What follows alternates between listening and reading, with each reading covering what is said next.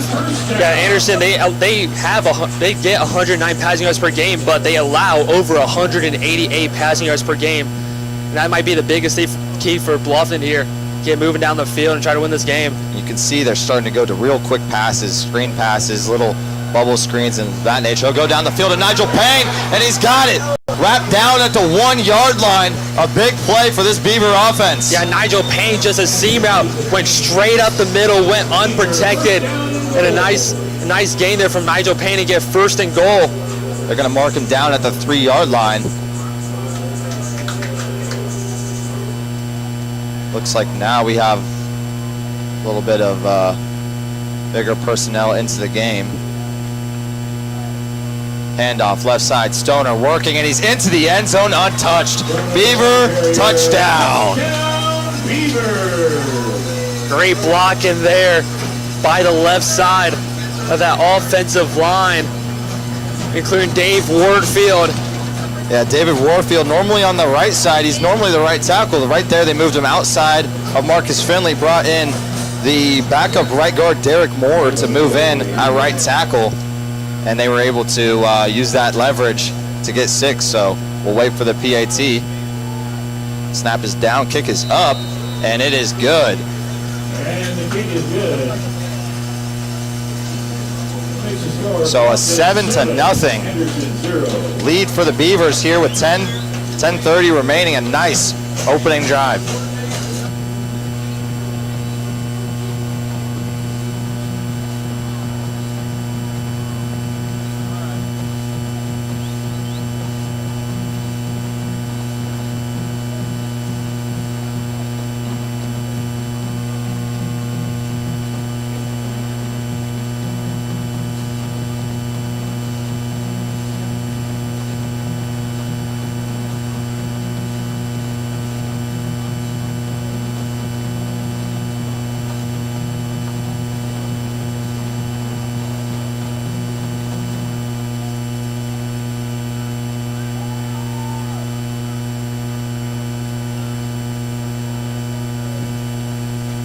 And we are back following a 4.5-minute drive in which we saw the Beavers go 93 yards to cap off a huge scoring drive with Kane and Stoner rushing in. Looks like they're going to squib it. Yeah, they will. It's just going to go right over the top. And immediately the returner is hit and brought down. We do have a flag back at the 40. I wonder if one of the Bluffton players left a little too early. Yeah, that looks like what it's going to most likely go against. It was Trace Drilling making a nice tackle right as the returner caught the kick. Offside, UB team number 11. 5 yards. That would be why he was there right as when he got the kick, because he was offsides. And we saw 2 weeks ago, because they were on a bye last week, the Beavers really struggled on kickoff coverage, and a lot of times just letting off huge returns would just set up. Offside, UB team. The 5-yard penalty tack on to the end of the kick. So the Ravens will elect to use it at the end of the kick, but they just the Trine Thunder just really exploited the kick return coverage and were able to set up some really short fields for their offense 2 weeks ago, which helped them getting over 50 points. Yeah, looking here, it looks like for Trine last week, they had 3 kickoff returns totaling 97 yards. So, yeah, over 32 yards a return. So we get our first chance to see this Anderson offense. It's going to be Montgomery back there playing quarterback. He'll swing it out wide right, and he's hit immediately and brought down by a slew of Beavers over there. Looked like it might have been Devin Hogan in there. Yeah, also Zach Ryan's, we also know him as Rocket, just bursting in there like a rocket and getting the tackle. And note this Anderson offense last week against Luther, 9-6 loss. They didn't score until the third quarter, so this offense has really struggled so far this season. So Montgomery will go under center now.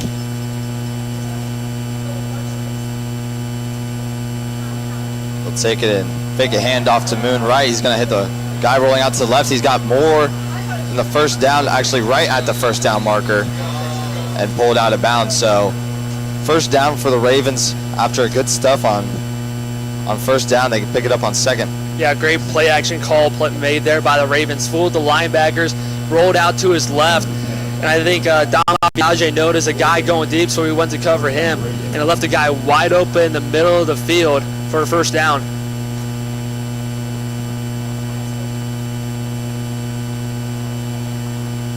So Montgomery will go back under center. He's got Travis Moon, the junior running back, behind him. 2 wide receivers out wide to his right. He'll take the snap, fake the handoff. It's another play action. He'll go over the middle of the field, and wide open is number 7. There is a flag on the Julian field. Hooligan with the catch. Looks like we might be coming back. We're not totally sure. The flag did come late after the tackle. Makes you think that maybe it was might have been a face mask or a horse collar when it's on the tackle. We'll see what they end up going with here. You mentioned the name Julian Hogan, the leading receptions leader for Anderson. 15 receptions for 150 yards. Doesn't have a touchdown yet, but like that's also been the struggle of Anderson this season. Unable to get down the field. And they might have been able to find something to get them into a little bit of rhythm with that play action. The first 2 passing plays, you know, they fake the handoff to Moon and then are able to hit for a first down. There is no foul. The ruling on the field is a fumble. That was a fumble. Oh my goodness. So the Beavers catch a huge break. I'm not sure. I didn't even see that. Did you see that, Goose? I did not see a fumble. We're going to have to look back at it. Wow. What a break for the Beavers after what seemed like a big chunk play for Anderson. Bluffton's going to get the ball on their own 18-yard line. The Beaver first down. Wow.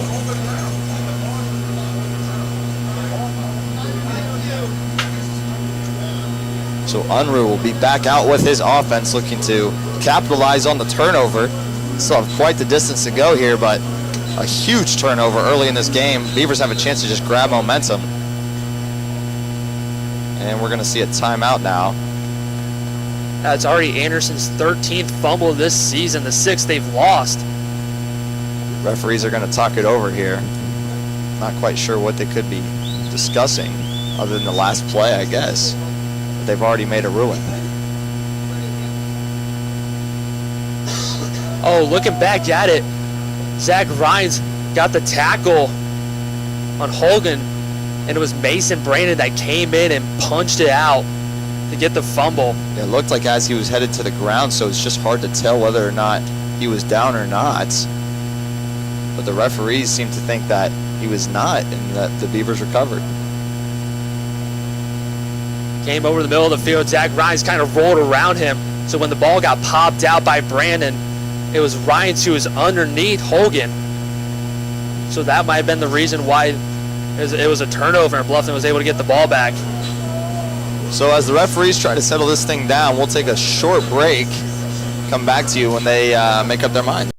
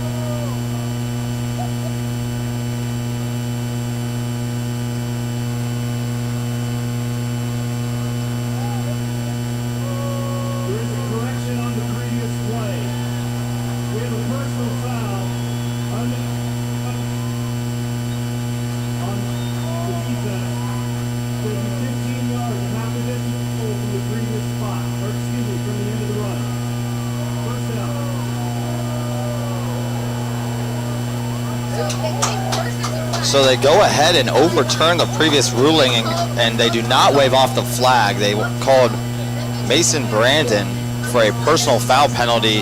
And looking back at it, the only thing that I could understand is that he might have led with the crown of his helmet. They did not call targeting. So it looks like they were going to go 15 yards from the previous spot is what the referee said, but where it's marked I don't think is where they were. So after already spotting the ball, you can understand Coach Nardo's frustration on the sideline. Yeah, looking back at the replay of it, it looked like Mason Brandon led with his shoulder to get the fumble. Bluffton defense there. Yeah, great stop by that defensive line on first down. Guys like Marvis McBride, Devin Hoken were right there talking to Marvis yesterday, just asking him how about this game, and he told me that we are refreshed, we're locked in after the bye week, and they are just firing on all cylinders. They were so ready for this game, especially with it being homecoming week, the 125th anniversary, and the conference opener. Yeah, Marvis still yet to get his first sack on the year, but he's been tied for the team lead in tackles for loss with 3, and there he picked up another one, at least half of one. So it looked like a good team effort there. There's going to be a false start, or maybe not, as the jet sweep goes to the right side. Beaver defense swarms him right there. There is going to be a penalty flag on the play. It is on the 15. I wonder if it might be a false start, maybe an illegal formation on Anderson. Looks like illegal motion or illegal formation, one of the two. Offense, number 84, 5-yard penalty from the previous spot, second down. Yeah, it's going to be a legal motion going against the offense, so a 5-yard penalty will negate the previous play, and it'll look like it might be 2nd and 19 now. It was on number 84, Caleb Pipes, a wide receiver for the Ravens. So the Ravens all backed up now. Beavers desperately needing a stop here. Even if you just hold them to 3, that's still a victory after letting them get into the red zone. So Montgomery will go under center. The jumbo set on the field.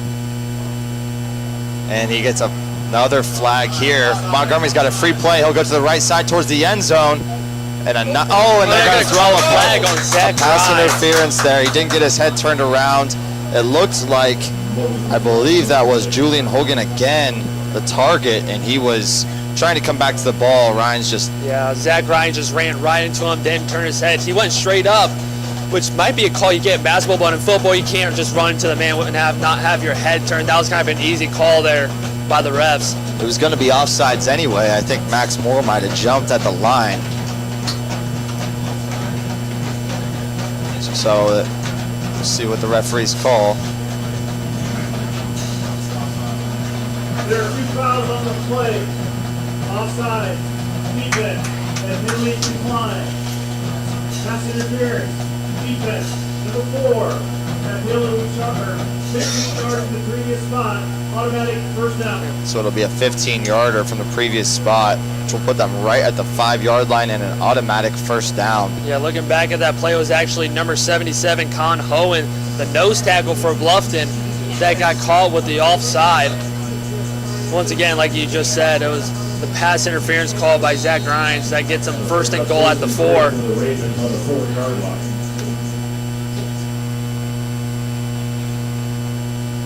Montgomery will set up his offense on the 4 here. He's got Travis Moon in the backfield. I don't think he's had more than 1 carry so far in this one. Travis Moon is a guy you see. He's played in all 4 games this year, 42 yards on 21 attempts. Timeout. We're going to get a timeout. Anderson's going to go ahead and take it. So a barrage of penalties here in the middle of the first quarter, and Anderson threatens to score, but the Beavers remain on top, 7-0.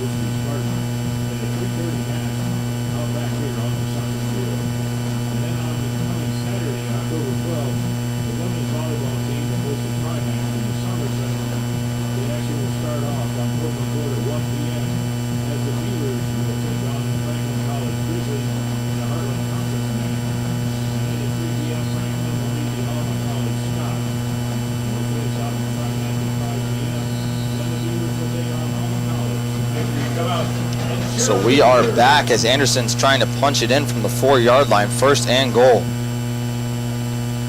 You can watch Montgomery takes a snap, fakes the handoff. He looks towards the left side. He's got a man, and he drops it at the corner of the end zone.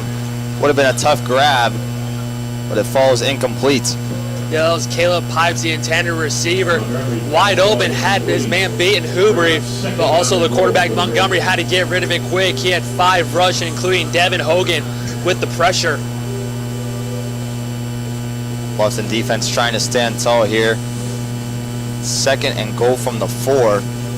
We've seen them pass multiple times, but it's all been quick or play action passes. Haven't seen them really drop back or take many snaps out of the shotgun so far. Only 4 passing attempts so far this game, 38 yards. Montgomery with the handoff, and Max Moore is breaking through the backfield for a big tackle on Travis Moon. He had nowhere to go. Max Moore met him right at the hole.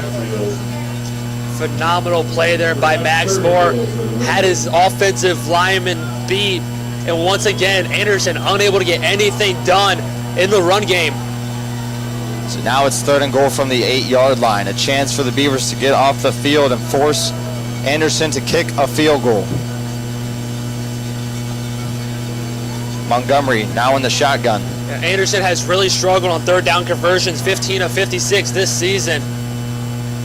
Montgomery takes a snap, swing pass out to the right. He's got to land on the right side. It looks like he's going to be tackled right at the 3-yard line. It'll be an interesting decision here for the Ravens to see whether or not they want to go for this or just take their 3. Yeah, you can see Trayvon Curry, the safety for Bluffton, on the left side of the field. Then when they reverse it, you can see him making a beeline towards that receiver and forcing him to go outside. We'll see Montgomery check out of the game and Carson Brookbank check in, the freshman quarterback. Interesting switch here on 4th and 3, a critical down. Being cautious here, Carson Brookbank has 19 rush attempts for 42 yards, so you might expect the QB draw here. Bluffton showing pressure, fakes the handoff, tries to throw over the top, and it's out of reach, and a turnover on downs. The Bluffton defense stands tall. Once again, a play action call by Anderson, but pressure from Marvis McWright, and Colin Hohen forces Brubank to throw it just out of the reach of Pipes, and a huge turnover for the Beavers after a potential fumble loss resulting in 3 penalties for the Beavers. Great job by the Bluffton defense. Yeah, it looked like Brookbank had his guy. It was a good play drop. He was open at the back corner of the end zone, just a touch out of reach for Caleb Pipes, who is slow to his feet but now is being helped up by a trainer. So Bluffton will take over on their own 3-yard line, but a huge stop by this defense. Yeah, you might expect here early, since you're backed up at your own goal line at the 4 right now, you might expect a lot of handoffs to Caden Stoner, but once they get out of there, you can expect them to air it out more to guys like Nigel Payne and Ethan Behringer, because they spread the ball out really well so far on that first drive. Stoner stopped in the backfield, maybe got back to the 1-yard line, but at least a 2-yard loss. Anderson stacking the box on that play. You might expect here maybe a short pass here. The secondaries or the defensive backs for Anderson are off a little bit, so maybe a quick hitch from Payne or Behringer. Unruh just takes it himself on the left side, and he's going to be marked at the 1-yard line. Anderson wanted a safety, but he might have just got back to the line of scrimmage. Yeah, they were able to get a nice push there. I think it was the forward motion that they had on that initial push that made the refs stop them right there at the 1. Once again, 3rd down will be an interesting play call here by Nardo. See what he goes here. Unruh with Stoner to his left out of the gun. Box set, looks like man-to-man, might be a quick pass over the middle to Behringer here. See what the little Unruh linebackers getting a play do. call from Nardo on the sideline. Now he takes a snap, he looks right. He's kind of flushed out, but there was nowhere to go, and he just had to throw it away. Nobody in the area. It looks like the refs are going to talk about a potential intentional grounding, which would be, and it's going to go as a safety against the Beavers, as that is an intentional grounding. So 2 points for Anderson. Intentional grounding. Offense, number 2. The result of the play is a safety. They had a nice play call there. Ethan Behringer going right up the middle. And then you had Nigel Payne on the outside runner slaying. It was perfectly timed too. The man guarding Payne got blocked by Behringer and his man, so you had Nigel Payne wide open in the middle of the field.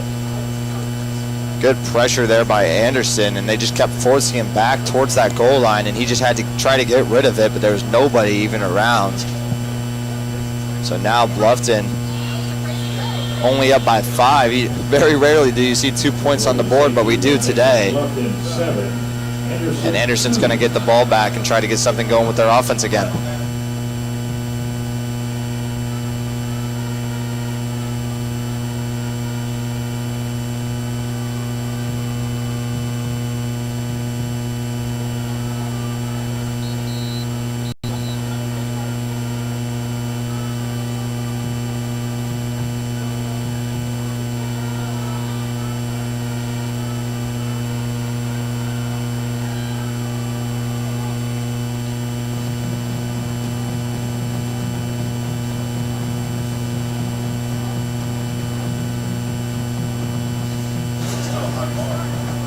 So Bluffton will have to just kick this thing away. Anderson get at least decent field position. Looks like the Beavers have made a change at kicker as well. We see Grant Hardiman into the game to kick away. It kicks it just about to the 40 where it's fielded. Takes it up the left side to about the 50-yard line where he's knocked out of bounds. And so Anderson will just have a short field here. They'll just go 50 yards towards the end zone. A good chance for them to get some more points on the board. Yeah, it'll be interesting to see what Anderson does here. So far in this game, they're -9 yards rushing, but from Travis Moon. Zach Montgomery's done really good getting the ball in the air, 4 for 5 for 43 yards, but he's only thrown it to one receiver, and Julian Hogan. So it might be interesting here if Anderson decides to spread the ball around, go quick passes, or they still try to keep feeding the hot man. A lot of their pass completions have come out of that play action, as we've noted before. But if you're not running the ball well, it's going to be less likely to work. Moon will work on the left side. There's going to be a horse collar tackle. I was thinking a possible block in the back against Nolan Hoobery, but it was thrown from the back judge right about the 35-yard line. Yeah, he got inside the collar there. Holding. Offense. Number 1. Oh, it's going to be a hold. I thought for sure they were going to get him for a horse collar tackle, but it is going to be a hold, and it's just going to be a 10-yard penalty and a replay of first down. He has a hold against number 1, Dietrich Johnson, the tight end for Anderson. Yeah, that block in the back, I thought, against Hoobery. It was Johnson. It was the hold. So backed up 10 yards. We saw 3 different things there. Yeah. And we were not right on any of them. So Montgomery will go back to the shotgun here. 1st and 20. This holding calls can be a drive killer. We'll see if they can recover. Watch the blitz from Bluffton. Montgomery fakes the handoff, rolls out right. He hits Hogan, goes up the right side, almost gets back to the original line, but is dragged out of bounds at the 45-yard line. Another play action from Anderson, and they even moved the offensive line to that left side, so it took the edge rushers and the nose tackle of Bluffton with them, and then left Hogan open, left him wide open again on the right side of the field. Something to monitor. Marvis McWright is not into the game. Instead, it's number 94, Ryan Burke, and McWright is talking to the trainer on the sideline. Doesn't seem to be too down in his spirits, though. Montgomery, Oceans from the left side. He'll hand it off. Moon works towards the middle of the field. Gets about 2 yards back to the original line. It's going to be 3rd and 10. Yeah, it's still going to be kind of hard to run against this Bluffton front 5, I guess you could say. Including Max Moore, Conhoen, and then the leaders at the middle of the field, Nick Perry. Also number 22, Keenan Ivory, Devin Hogan. Looks like a full blitz might be coming. Yeah, Bluffton showing blitz here. Looks like they're either going to bring 8 or drop and bail out. Montgomery's going to get a play call from the sideline. Moon will now move to his right. Montgomery goes into his cadence, fumbles the snap, the ball is down, and he just had to fall on it. So it's going to be a 4-yard loss, and 4th and 14, Beavers will be getting the punt back from the Ravens. Yeah, I think Montgomery there saw that pressure coming from potential blitz from Bluffton. Blitz did come, but I think from Montgomery, he picked up his head a little bit too soon to see who was all rushing, just eventually couldn't be able to hold on to it.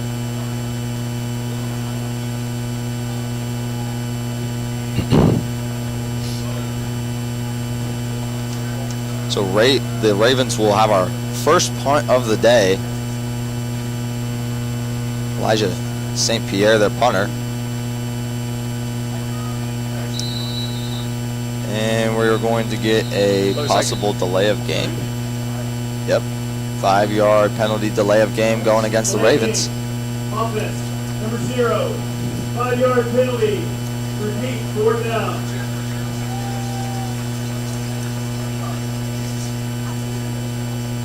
So we'll try this again.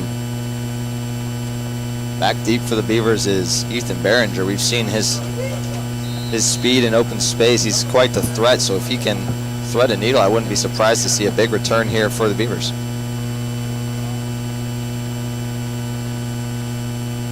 St. Pierre waits on the snap. And he gets the kick all the way, almost gets blocked. Ethan Behringer calls for a fair catch at the 29-yard line. I thought for sure that he was going to block that. Trey Stribling was going to block that punt. Yeah, Stribling was right there to block that punt, but I think just elected to hold back from block from Pierre. Might not have wanted to take the risk of potentially getting a roughing the kicker call and giving Anderson a free first down. And you can see coaches talking to him on the sideline like, hey man, it's okay to make a play every now and again. We saw last time they played quite a few personal foul penalties and Stribling doing his best to avoid one there, but a chance that could have shifted the field here. So Unruh will take the snap, looks right.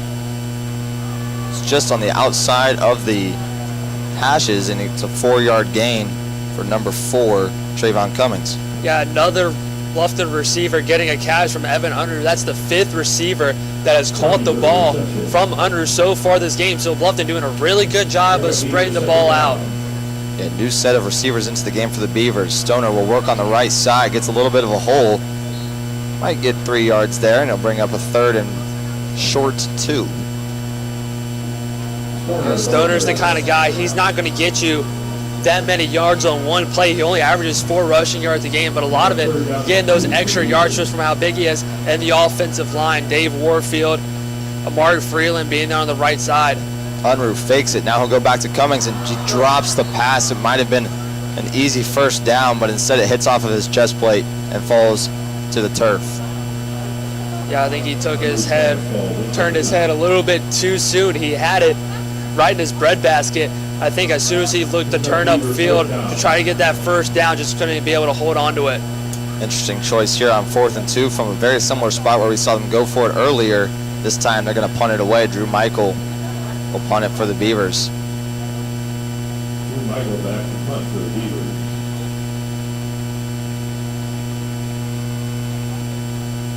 Back deep for the Ravens is Julian Holgan, their star receiver.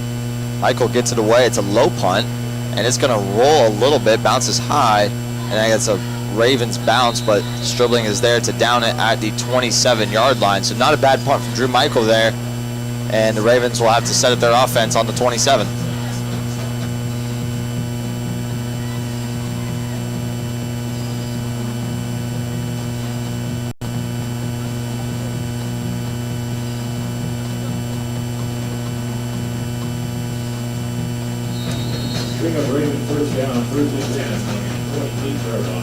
Montgomery back under center for the Ravens. Got nobody out wide. Moon in the backfield. And they'll hand it off. Moon works on the right side, tries to evade the defenders, but everybody is there for the Beavers, and he gets stopped right at the line of scrimmage. Yeah, the Bluffton linebackers, they do a really good job of staying right with that running back, just trying to figure out which side of the offensive line is he going to go to? Is he going to go to the left, to the right, up the middle? And I think that's a really huge help for Bluffton having 3 linebackers. Say you have one guy on the left, one guy on the right, one guy in the middle, including guys like Dom Barry, Nick Perry, and Trey Stribling. So if he does go to the right, Dom Barry is going to be right there. If he goes up the middle, Nick Perry is going to be right there. Anderson again in a single back. Montgomery motions a man behind him, and he'll fake the handoff. Throws right side, and somebody's wide open on the far side of the field, makes a man miss, and he's tackled at the 42. Yeah, it kind of looked like there Montgomery wanted to go over the middle of the field to Hogan, but had a nice little check down right along the sideline, and is able to move the chains again. Yeah, I believe that was Dietrich Johnson with the catch there. Nice move, making the guy miss, get some extra yardage. So now Anderson will go fast. Check that. Look at a play call from the sideline. Montgomery gives orders before we have a whistle from the referees, and it's going to be the end of the quarter. So after one, the Beavers lead 7-2. Ravens driving.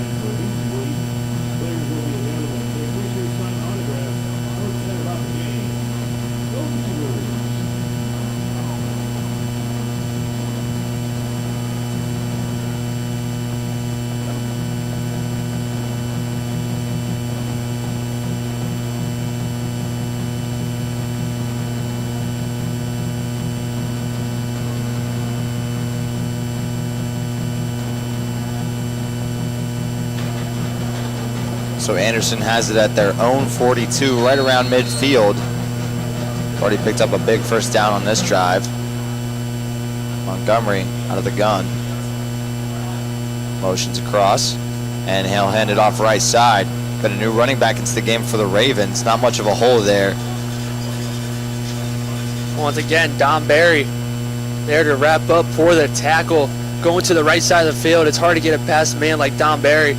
A huge tackle for Bluffton. You can expect Anderson to still possibly just run the ball more, even though they're still negative on their rushing yards. But still be cautious. Zach Montgomery did a really good job in that first quarter throwing the ball. Only one incompletion for thrown for 57 yards, and a majority of them to Julian Hogan. So it looks like it'll be second and 9. Montgomery with 3 wide receivers to his left. Take the snap, fake the handoff again, rolls left, has a guy wide open, and he makes the catch before getting popped by Rocket Rhines. There is a flag in the backfield. I wonder if it's going to be a roughing the passer on Nick Perry. This looked like Montgomery got leveled after he threw it. Nick Perry hitting his chest saying, "That's on me, coach." 5th-year captain from Lake High School. Personal foul. Defense. Roughing the passer. 15-yard penalty from the end of the run. Automatic first down. So a huge gain there for the Ravens. And again, just rolling out, utilizing that play action has been key for them so far to get their passing attack going. Right there, they get a big play and then an additional 15 after the roughing the passer. Yeah, it was a great play call too. You had 2 receivers going out. I believe Julian Hogan was one of them. He was the one underneath. You saw 2 players, one of the corners and safeties from Bluffton, decide to crash and left an open man down the sideline about 10 yards deeper. Montgomery with a bunch of receivers to his right.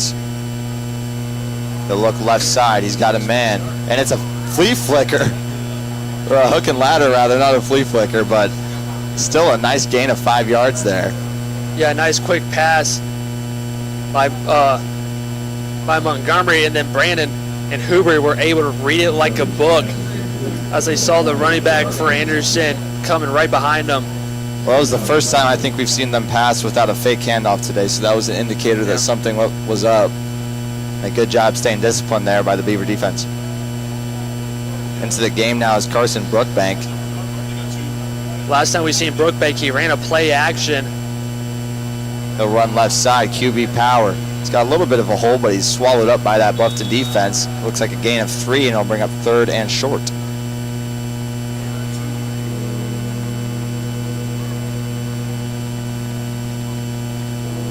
Beavers trying their best to get off the field here without surrendering any more points, but this does look like possibly 4-down territory, maybe a field goal situation for the Ravens.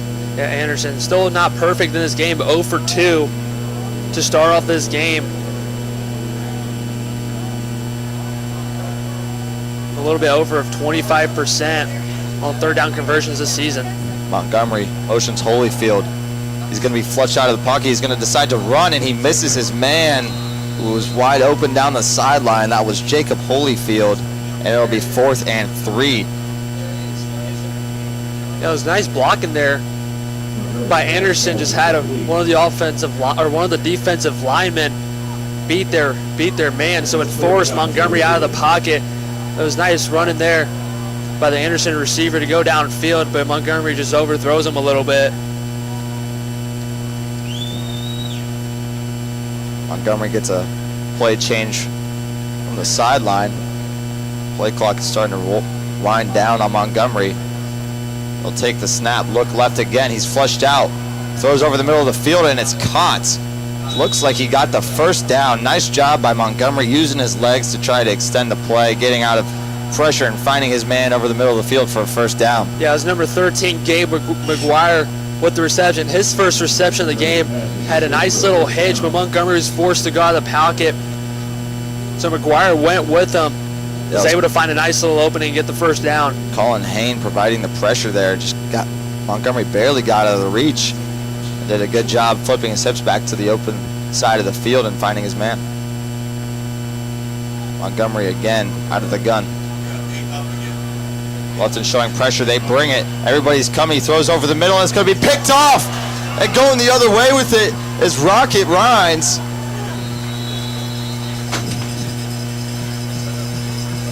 Yeah, Montgomery once again got leveled by Mason Brandon. You send 8, you have to get rid of it quickly. So he throws it up, receivers don't notice it, and Zach Rhines with the interception. A huge play there for the Beavers as Rhines gets his 1st interception of the season. Yeah, he just lobbed that thing up towards his receiver and had plenty of time to run under it with Zach Rhines, making a great play on the ball. Not much of a return there, but a turnover is all you can really ask for from this Beaver defense. And now Unruh will try to go to the length of the field. He'll hand off right side. Working on the right side is Coffee, and he'll be stopped by the defensive line.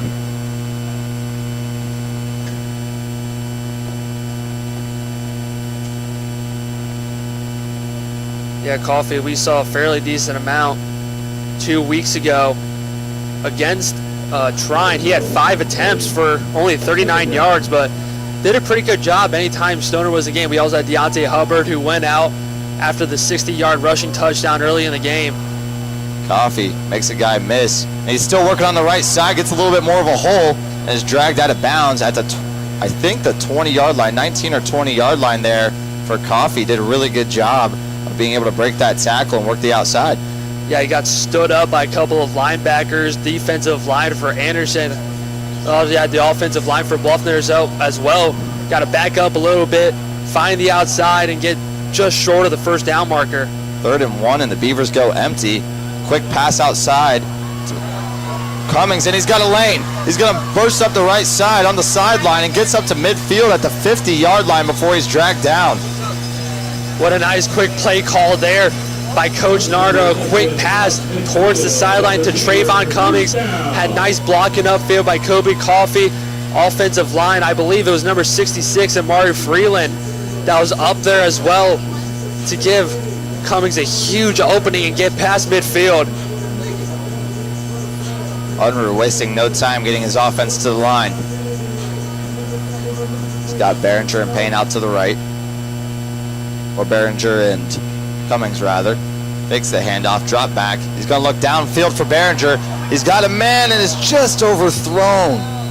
Looked like a pretty good ball. Behringer trying his best to run underneath it, but it's just over his head and falls incomplete. Yeah, it looked like, yeah, Jaden Campbell open in the middle of the field. Behringer had his man beat. I think if he would have just reached his hands out and tried to catch it, he might have been able to get it, as it was just a yard or two overthrown by Unruh. So the Beavers go with a shot there on first down, and now we'll see what they dial up. Hand off to Coffee. He'll work towards the middle of the field, and he's blown up at the line of scrimmage. No gain there. Yeah, we'll see what they do here now. You're still at a 3rd and 10. You're in Anderson territory. Probably just 3rd down territory here for Bluffton. Get your playmakers involved. Nigel Payne has had 2 receptions, but he hasn't had them since the very first drive of the game. Unruh, quick pass out to Campbell, and he's dragged down immediately. Big hit there. It's Darian Alexander there for the tackle. A 6'4" freshman from Fort Wayne, Indiana, just burst through that line of scrimmage and was able to stop. Was that Campbell there? Yeah. Campbell dead in his tracks and forces a punt on 4th and 15.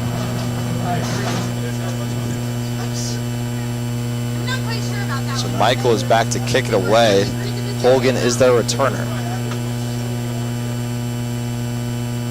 McBreen moves out right. Michael works, gets a good punt away. It's over the head of Holgan. It might bounce all the way. Oh, he touched it! And it's going to roll into the end zone. That's going to be a safety, I believe. Oh, it's a touchback.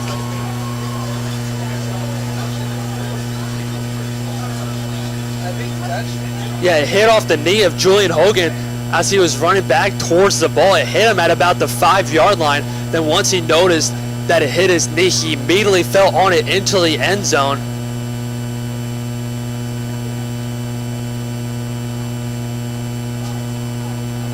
Wow, it looked like Bluffton might have had a huge break there. The ruling on the field is a touchback. Yeah, it's going to go for a touchback for the Ravens. That's a crazy call there by the refs. It hit his knee at the 5-yard line. I'm not sure what the official ruling is. It hit his knee. Hogan fell on. Newberry was right there to be able to get it, but it's fortunately called a touchback. If it didn't hit his knee there, then it would have definitely been down inside the 5-yard line.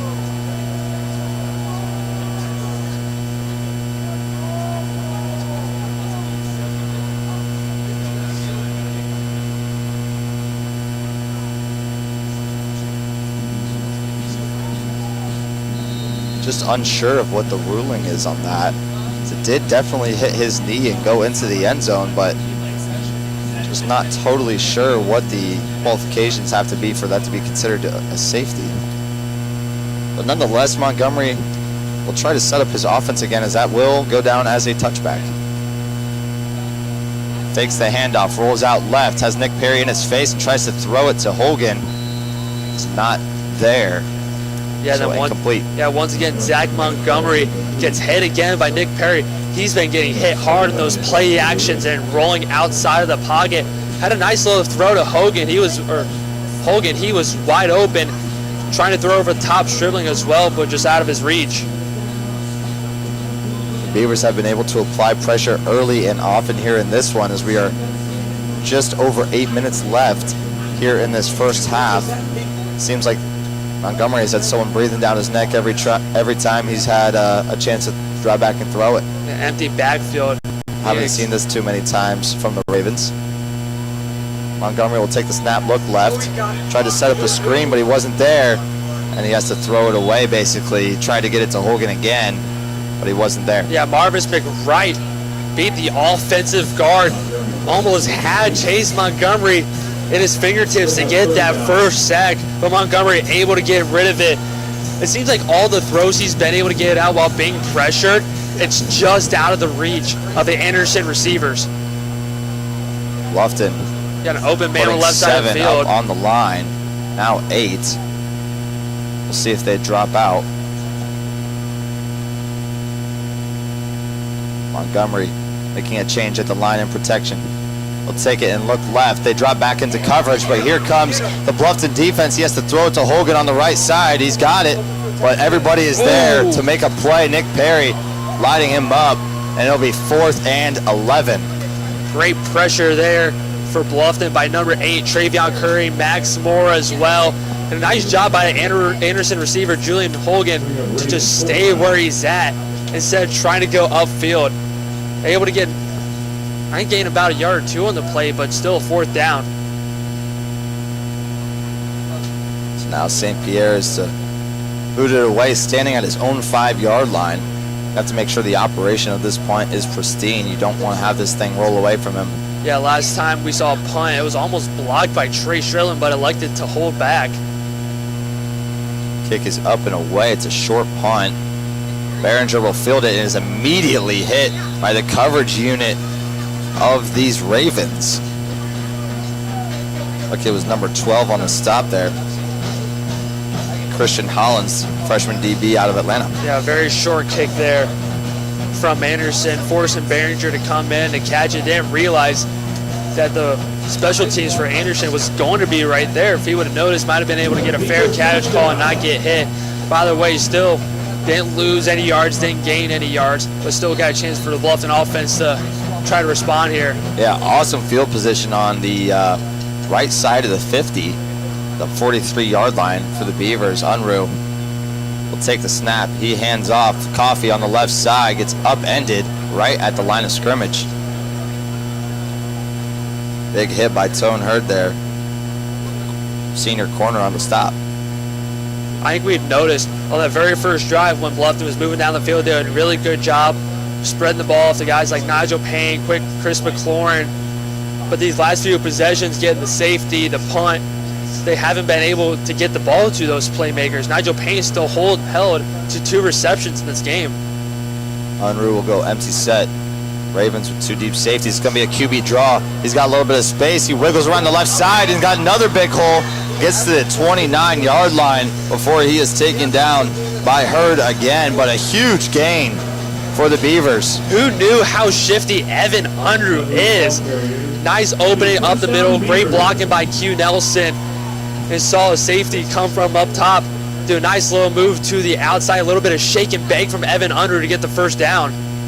Unruh outside the colors. And he gets tackled right at the line of scrimmage yet again. So those quick passes that look like they have been hitting a little bit early on have not been doing so on these last 2 drives. I wonder if it was a different play call that Nardo wanted there, because Unruh immediately fired a pass over to Jacquez Colors. I wonder if he wanted a pass fake, get those two defensive backs to bite, and had Ethan Behringer wide open down the middle of the field. Yeah, I was thinking the same thing. Normally when you run that a couple of times, you're able to get the defense to kind of bite hard on it. So now Unruh will move his man in motion. Looks left side, and they are going to call a false start against the Beavers. I think it's going to go up against Chris McLaurin. So he was lined up to block, and he just... Offense, number 18, 5-yard penalty, 2nd down. So now it would be 2nd and 16 rather than 2nd and 11. Yeah, I think Chris McLaurin there, when Colors moved in motion and Unruh wanted the ball to be snapped, he kind of jolted a little bit to the right side, getting ready to go upfield to try to block or even try to run a route. So here's Unruh out of the shotgun again. Got 16 yards. He fakes the handoff, looks left side, just out of the hands of Jaquez Colors. Tough ball, tough catch to make. He was trying to make a little tiptoe grab on the sideline, just goes through his hands. Yeah.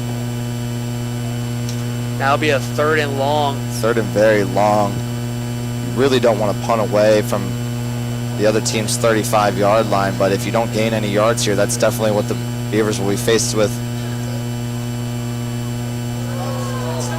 And it's going to be an offsides. You can see him. He was trying to hold up as much as he could. But DeMarco Cooley's going to be called for the offsides. Yeah, you can see he kind of like chopped his feet a little bit. He just couldn't Getting stop ready to his go, weight. and then he just couldn't stop the film. He was like, if he's going to do that, I'm just going to act like I'm blocking and just try to get a penalty on Anderson, and it worked.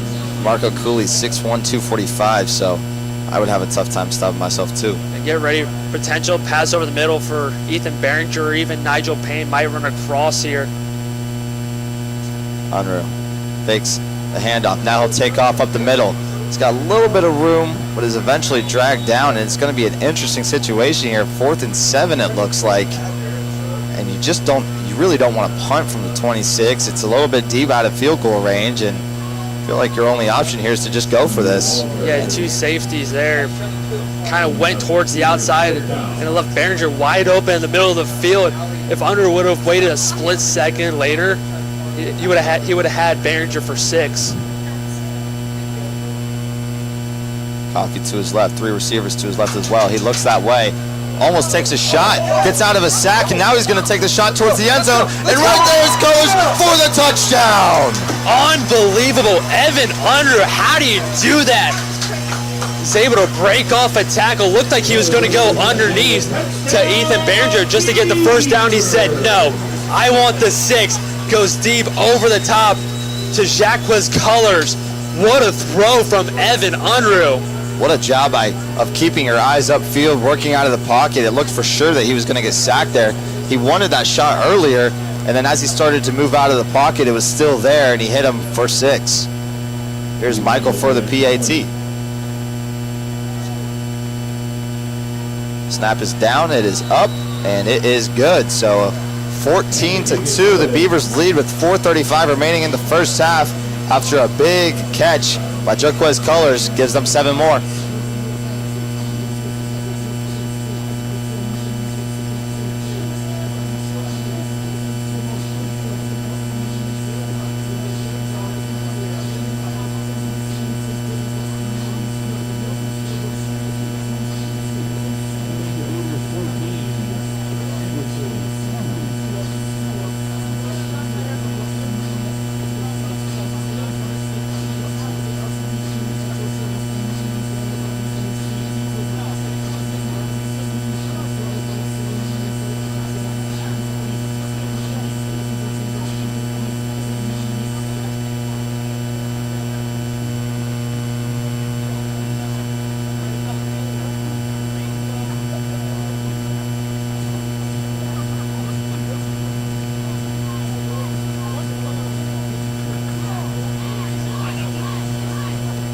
So here is Hardiman to kick this one away after the scoring drive by the Beavers. Ends with an Unruh to Colors connection in the end zone. Again, a spectacular play by Unruh, working out of that sack, rolling to his left, throwing on the run, and able to hit his man in the back of the end zone. Yeah, it's nice to see Unruh.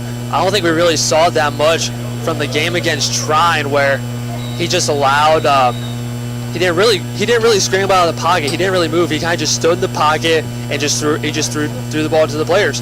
But now we're seeing him move out of the pocket, seeing him scramble, seeing him run with the ball. Like, he has 23 yards rushing.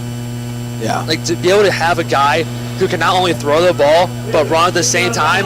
Yeah. That's a quarterback you have to be very mindful of when you're playing him.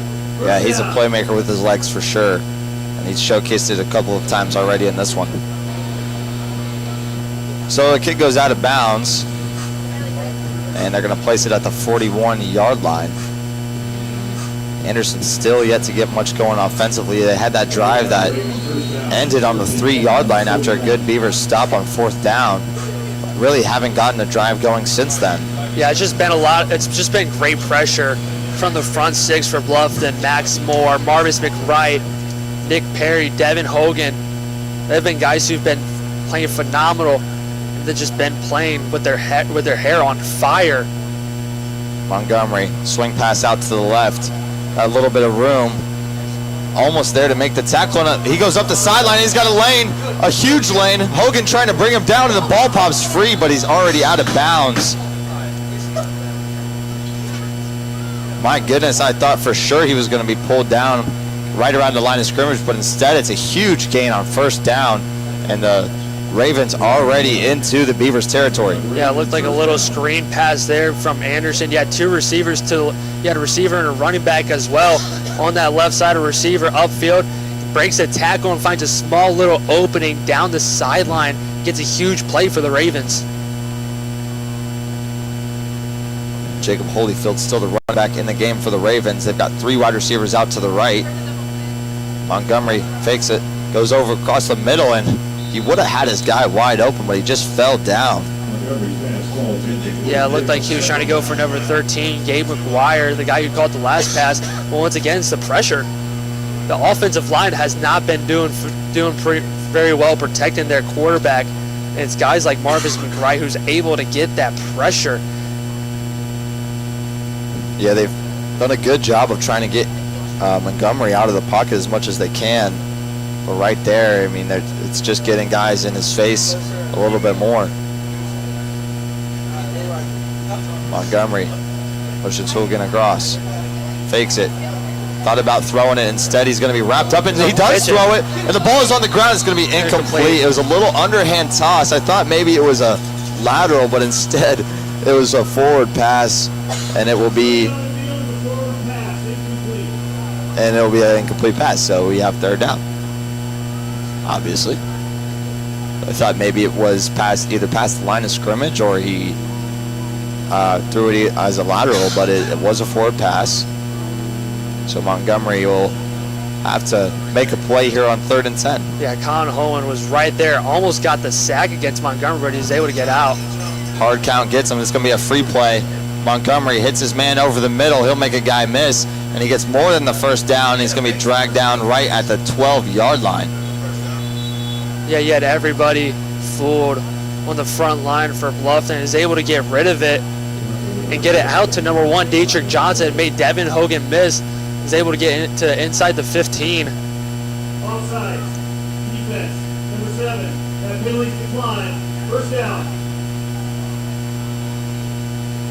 Nice catch and run from, was that Dietrich Johnson you said? That with the was catch? Dietrich Johnson.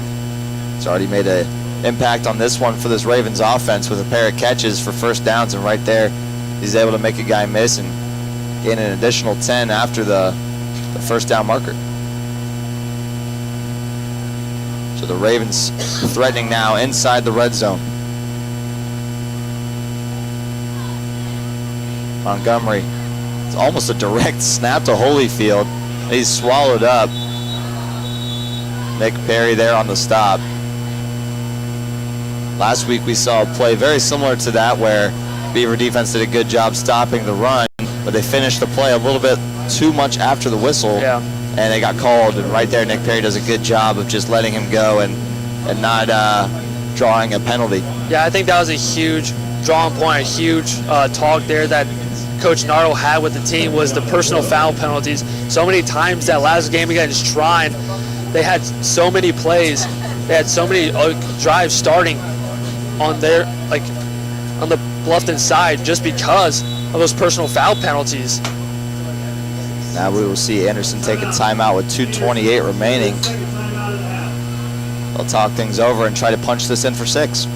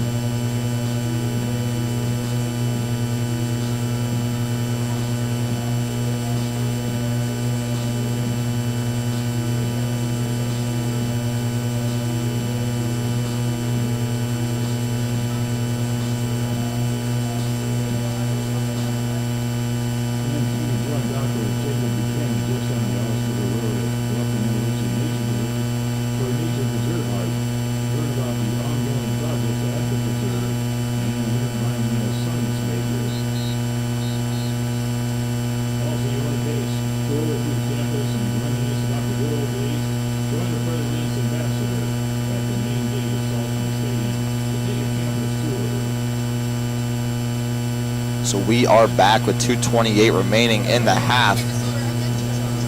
Montgomery leads his offense back onto the field here. 2nd and 12 from about the 15, maybe just in front of it. This is a big drive for Anderson. You can take your time. You got 2:28 left, but they need to get 6. So they can get 6 here and go into the half, only down by 5 points, and especially get the opening kickoff in the second half. It's going to become a little bit harder as there's a 5-yard penalty that will go against the Ravens and make this a 2nd and 17 rather than a 2nd and 12. Second down.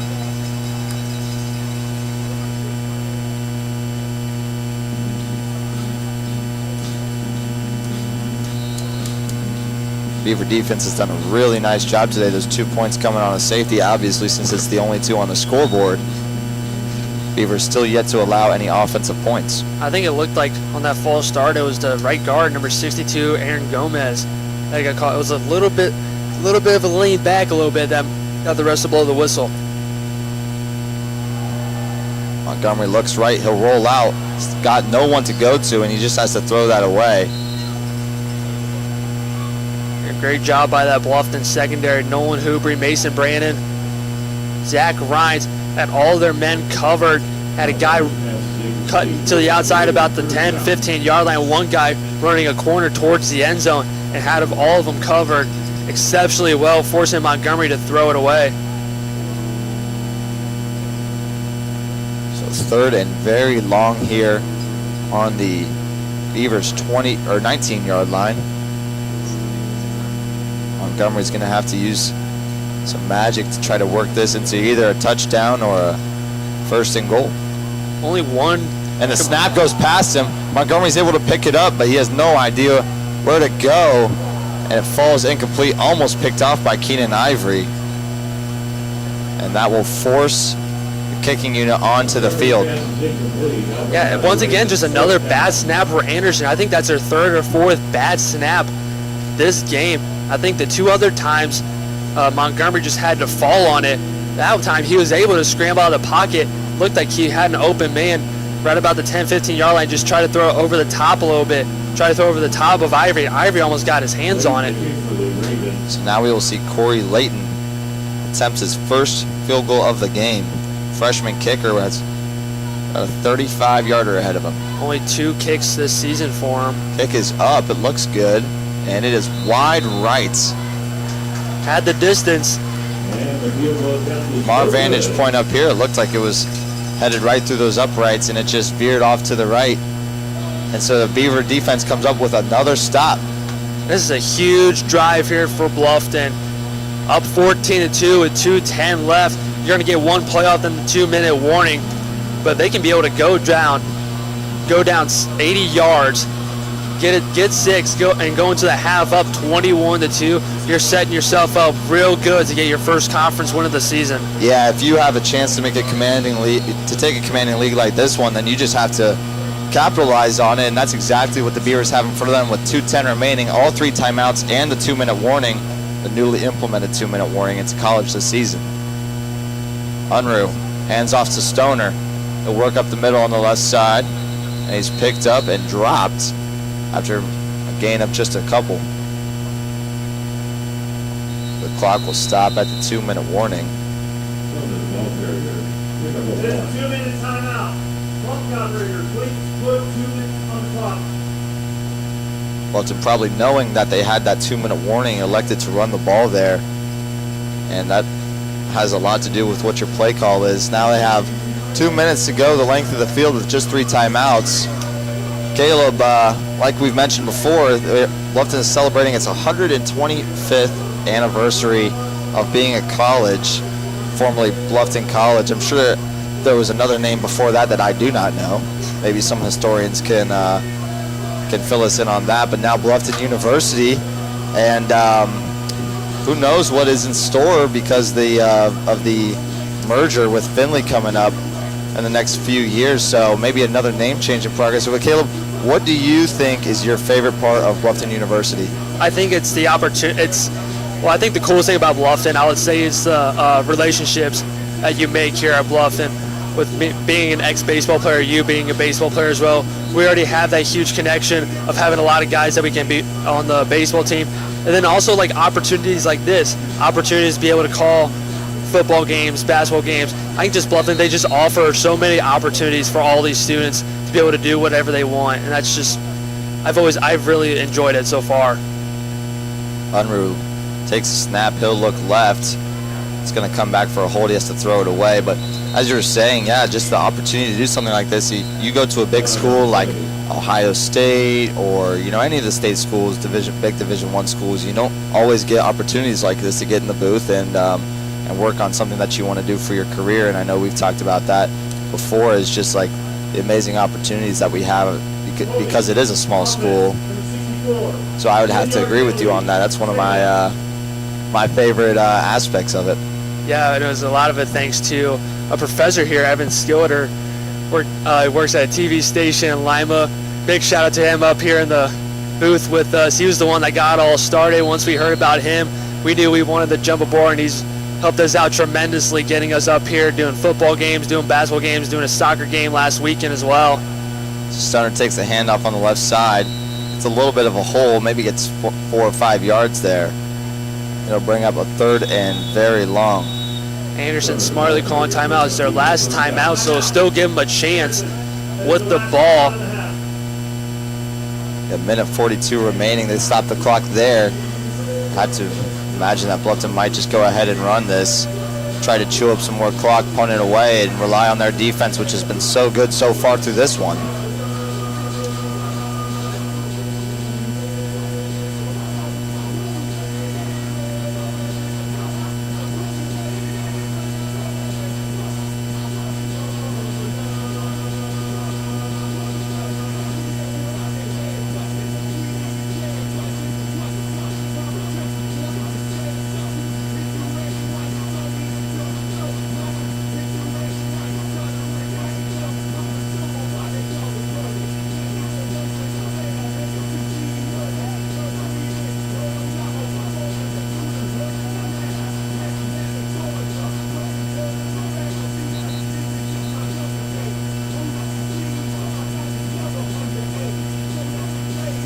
So we sent out the bat signal asking anybody if they knew what the name of the college was before Bluffton College, and I got an answer from Darius Bokey, graduate student. It was actually Central Mennonite College from 1899 to 1914, and then in 1914 to 2004 was Bluffton College. So thank you, Darius, for sending that in to us. We really had no idea. Unruh will elect to pass here. Rolls out on the left side, another flag coming back. He's going to be pulled out of bounds at the 5, so there might not even be a need for Anderson to accept this penalty if it is going to be a hold against the Beavers. Yeah, I think the fans here, they wanted a flag as well for a potential unnecessary roughness, late hit towards Evan Unruh, but... Holding. Altman, number 66, and Billy's decline. 4th down. Anderson will go ahead and decline the penalty, making it 4th and very long. Bluffton will be punting out of their own end zone, which means that there's always a little bit of concern trying to get the snap down and the kick away. Yeah, you can expect Drew Michaels here. Might try to get a low kick, might try to get something that'll roll further down the field to try to give Anderson a bigger field. That is the first time out of the half. Bluffton will go ahead and use the timeout. We'll take the timeout with them and be back with 1:35 remaining. Bluffton looking to punt.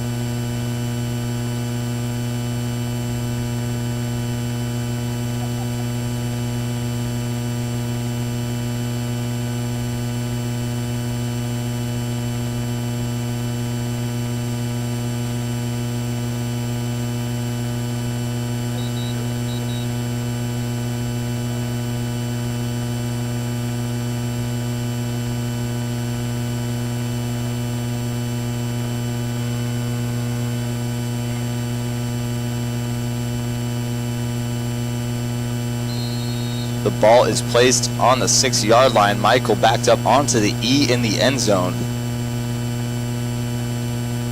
Snap is up. Jumps up to grab it and kicks it away.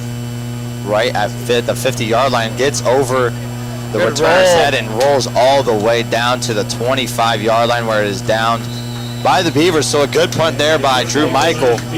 Nice job by the long snapper and the team getting that kick away and then downing it at the 25. So Anderson has a minute 22 with no timeouts to try to go 75 yards, or at least probably 50 yards to get into field goal range. We saw their kicker miss a 37-yarder already, although It is a little bit tougher here. We do live in probably the windiest part of Ohio.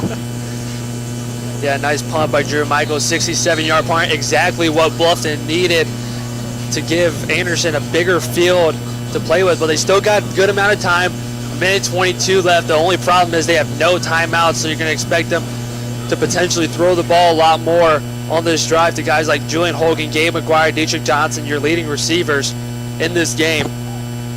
But also you got to be mindful, Bluffton might send a lot of pressure here to try to get Montgomery to scramble out of the pocket. They blitz 3. Montgomery will have to scramble left. Nick Perry, the QB spy, is chasing after him. He tries to spin, but there's nothing there. Yeah, Anderson's going to have to go quick. Night pressure there from Max Moore. Nick Perry able to wrap him up as he tried to gain some yards, but no man open downfield for Anderson. Great coverage there by the Bluffton secondary. Ravens going quick. Montgomery takes a snap, surveys the field. It's going to be a little screen pass, and it is snuffed out by Keenan Ivory and Nick Perry. A good job by the two upperclassmen linebackers making the stop there, and we'll see a timeout be taken by the Beavers. Now it's 3rd and 5 with 50 seconds remaining. Yeah, nice call. It would have been interesting there to see what Bluffton would have done if they just would have elected just have Anderson just try to wind down the clock, but nice them, especially with 2 timeouts. If they don't get the first down here in Anderson, Bluffton can get another timeout and potentially have the ball with about 30 seconds left. And we know how good this Bluffton offense can be with Evan Unruh, Ethan Behringer, Nigel Payne, who can be able to get downfield and get big yardage for the Beavers and potentially get them into field goal territory. But this is a huge play here for either side. A chance for Anderson to try to keep this drive going, try to cut this lead down, and a chance for the Beavers to get the ball back and try to extend this lead even more. Yeah, Bluffton just seems like offensively they've really relied on explosive plays in the past, and Anderson's done a pretty good job of limiting those today. That's why you can really never count the Beavers out of any game, because they could score within 1 or 2 plays on every drive. They have that kind of speed on the outside, and Unruh's shown the ability to throw the deep ball. So that might be why they're a little bit more aggressive here, knowing that they have that in their back pocket. Yeah, you can expect Anderson to pass here. Ivory and Perry pressed up. Montgomery hands it off instead. He gets the first. It's going to stop the clock for a little bit, but still 43 seconds to drive down the field. As Layton has attempted a field goal from about 39 yards. That was Latarian Jones with the carry, number 44, his first carry of the day. Max Moore providing the pressure. Montgomery able to get it away. Referee's going to decide whether or not it was caught, I believe. They're still talking on the sideline. It's going to go incomplete, which probably is a benefit. It's probably going to work out for Anderson. Yeah, I mean, I would rather the clock stop than get 1 yard there. So now it'll be 2nd and 10.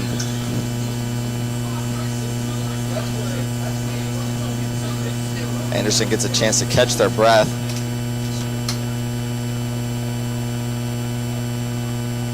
Haven't seen them really take many deep shots so far in this one. Montgomery looks right. Now backpedal, another screen pass. Marvis McWright is there in the secondary, coming in with the help there. Nolan Hubre, Keenan Ivory helping out with the tackle. Yeah, I kind of wondered the offensive line for Anderson kind of got a little bit too forward there on that screen pass, because you had guys like Marvis McWright, Nolan Hubre there, as Marvis McWright is down on the 35. Looks like it might be a possible leg injury, so we'll step away while the trainers attend to Marvis McWright.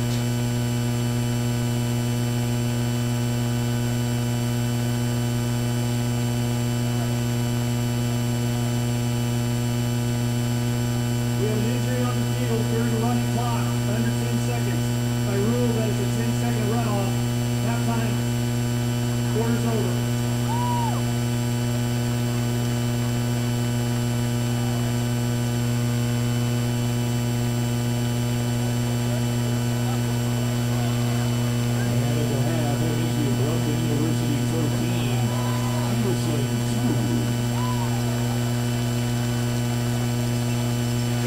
So McWright is up and walking away, and because of the injury, there is a 10-second runoff that I believe the offense may be able to decline, but they didn't seem to do that and took it to the half. So Beavers lead 14-2 going into halftime. Nice job by the defense here in this one so far. Offense scoring twice. Caleb, what did you think so far? I think it's been a phenomenal job by Bluffton so far in this game. Offense, really good to start. Spreading the ball around the field, just did a phenomenal job going down and scoring right away. Kind of struggled a little bit in the other offensive drives they had, but then finally get one there towards the end was a huge boost for them. And then the defense, you hold a team to 2 points in the first half, there's nothing much you can say other than phenomenal job by that Bluffton defense. And also they only have 8 penalties, but none of them are really personal fouls. They're fouls like holdings, pass interference, like they are not shooting themselves in the foot. And I think that's why they're still being able to have this 14-2 lead. They can keep this going into that second half. They're going to get their first win of the year. So when we come back, Anderson will receive the opening kick, and we will provide coverage for this second half.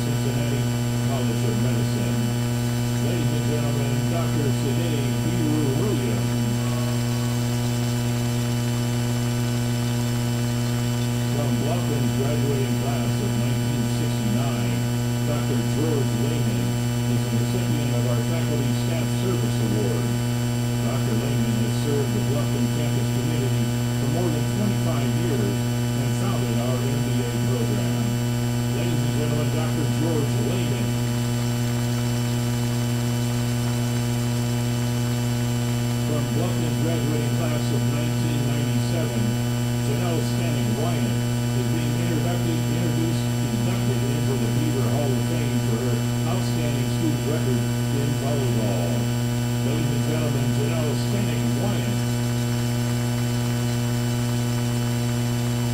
And the class of 1968, alumnus Bruce Watson is being inducted into the Beaver Hall of Fame for his student record in football, track and field, and his subsequent collegiate coaching career. Ladies and gentlemen, Bruce Watson. And let's give all four of these Bluffton alumni a big Beaver round of applause.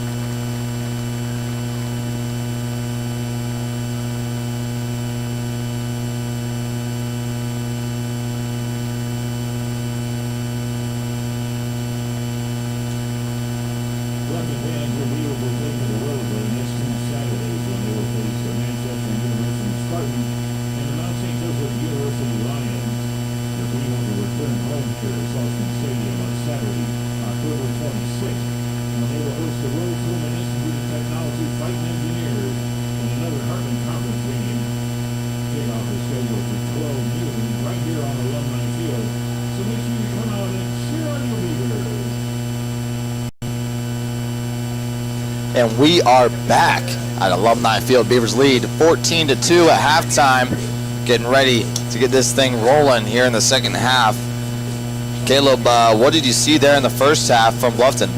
I think what I really liked at the beginning of the game, and especially there towards the end of it, was that they were spreading the ball around, getting the ball to guys, Chris McLaurin, Jack Woods Colors, Jaden Campbell, Trayvon Cummings, Nigel Payne, Ethan Berger. All them guys have at least a reception in this game. So Evan Underwood's done a really good job of spreading the ball around. And has done a really good job also on the ground as well, with Evan Underwood scrambling out of the pocket, getting some yards. Stoner doing a really good job getting yards down the field. And I think also defensively, Bluffton has done a phenomenal job holding Anderson to 2 points. Zach Montgomery's in the game, but 11 for 23 for 125 yards. Not a bad stat line. But I think the biggest thing for Bluffton is that they were getting pressure on the quarterback, getting pressure on Montgomery, forcing him out of the pocket, forcing him to have to get rid of it and try to get the ball to his receivers, and unable to get the completion. So seeing that both offensively and defensively, both working very well for Bluffton. Yeah, Bluffton defensively able to force a couple of turnovers there in the red zone, a turnover on downs, and then the interception. Then the missed field goal from Anderson also helped contribute, because they have only 40 yards less than the Bluffton offense. Bluffton's just been able to capitalize on the drives that they've got going. Anderson has struggled in the red zone this far. Evan Owner, 10 for 14, 127 yards and a touchdown in the first half. Zach Montgomery, 13 for 23, 125 yards and a pick. Rushing-wise, not much going on the ground for either team. Caden Stoner, the leading rusher in the game, 9 carries for 23 yards. Following him is Evan Unruh for the Beavers. Latarian Jones has a 9-yard carry. Other than that, just not a whole lot of running offense in this one so far, so that's something to look to in the second half, is seeing if either team can really get their ground game going.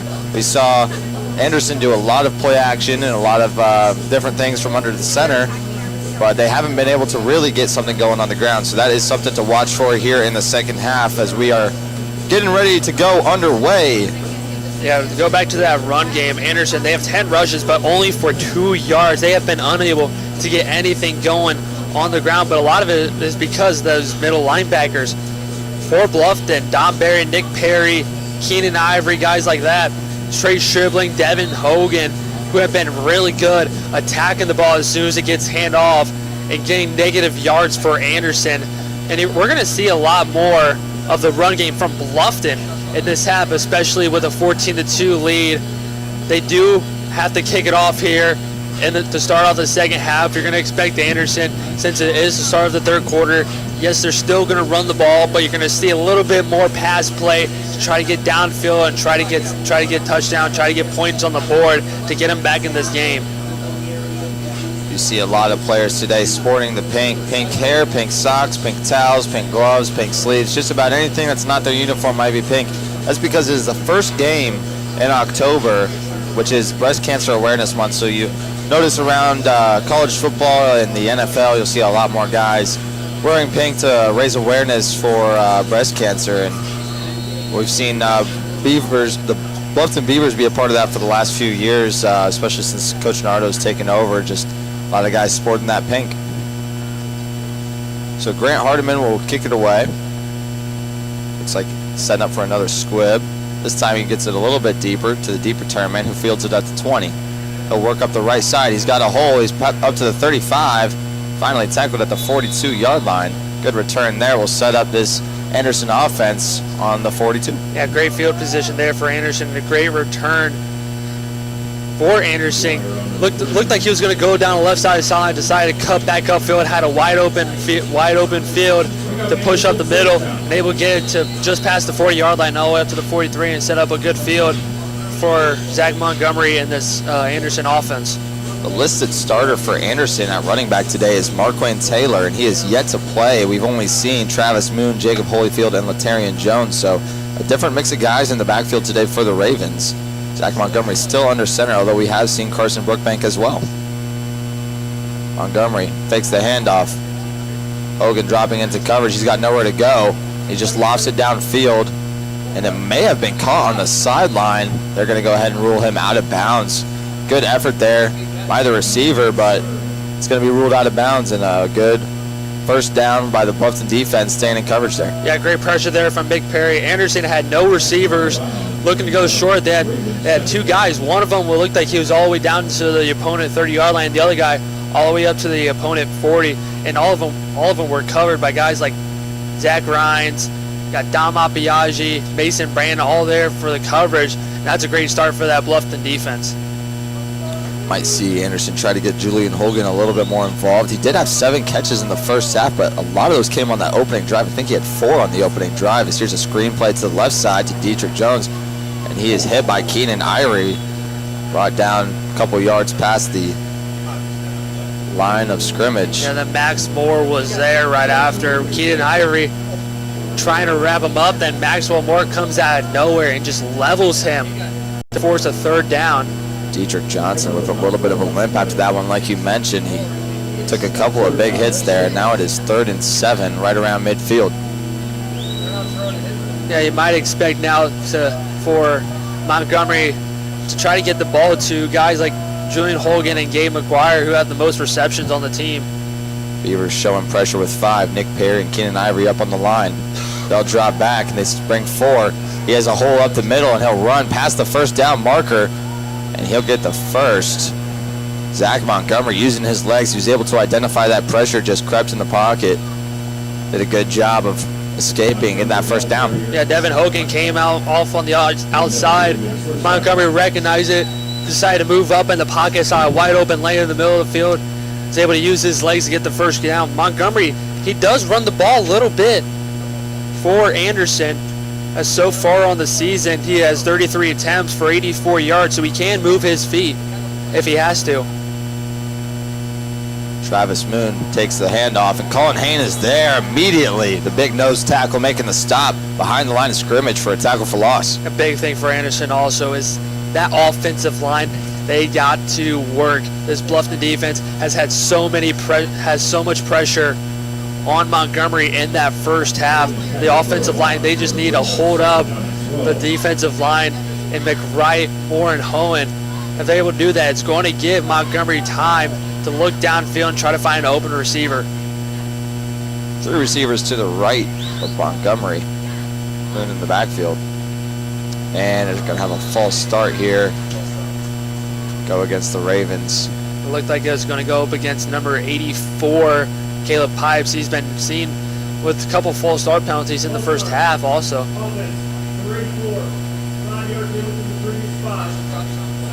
Yeah, Caleb Pipes with the call. I think there was a couple times in that first half he was also called for false start penalties. You had 2 quarterbacks into the game. Did you see Carson Brookbank check in there? I believe that he checked in for Caleb Pipes. 6 is in the backfield right now. Possibly got something up their sleeve. Montgomery will take the snap. Looks to the right. He's got a little bit of a lane, but swallowed up immediately is Carson Brookbank. So they do target him when they bring him into the game. Kind of in a little bit of an H-back role, even though he is listed as the backup quarterback. Yeah, Brookbank, we noticed in the first half the 2 times that he was in at a quarterback. Well, one of them, it was a play action, and he rolled out, looked like he might have gone for it, but the other time he was out there, it was for a quarterback draw. So Brookbank, known as a guy who can use his legs, so when they threw that ball, when Montgomery threw the ball over to Brookbank, he's a guy that can be able to move his legs. It's now 3rd and very long, 3rd and 17 for the Ravens. Montgomery surveys the field. It's a screen pass to the right side, and Keenan Ivory is there to blow it up. What a play in the backfield by Keenan Ivory, recognizing that, evading the offensive line, and making a huge stop on 3rd and 17. Yeah, Maxwell Barr there with the pressure once again, able to shake off as a defender, get to Montgomery, forcing Montgomery have to get rid of it. And then like you just said, Keenan Ivory, multiple Bluffton defenders right there, but it was Ivory right there for the tackle and force a 4th down.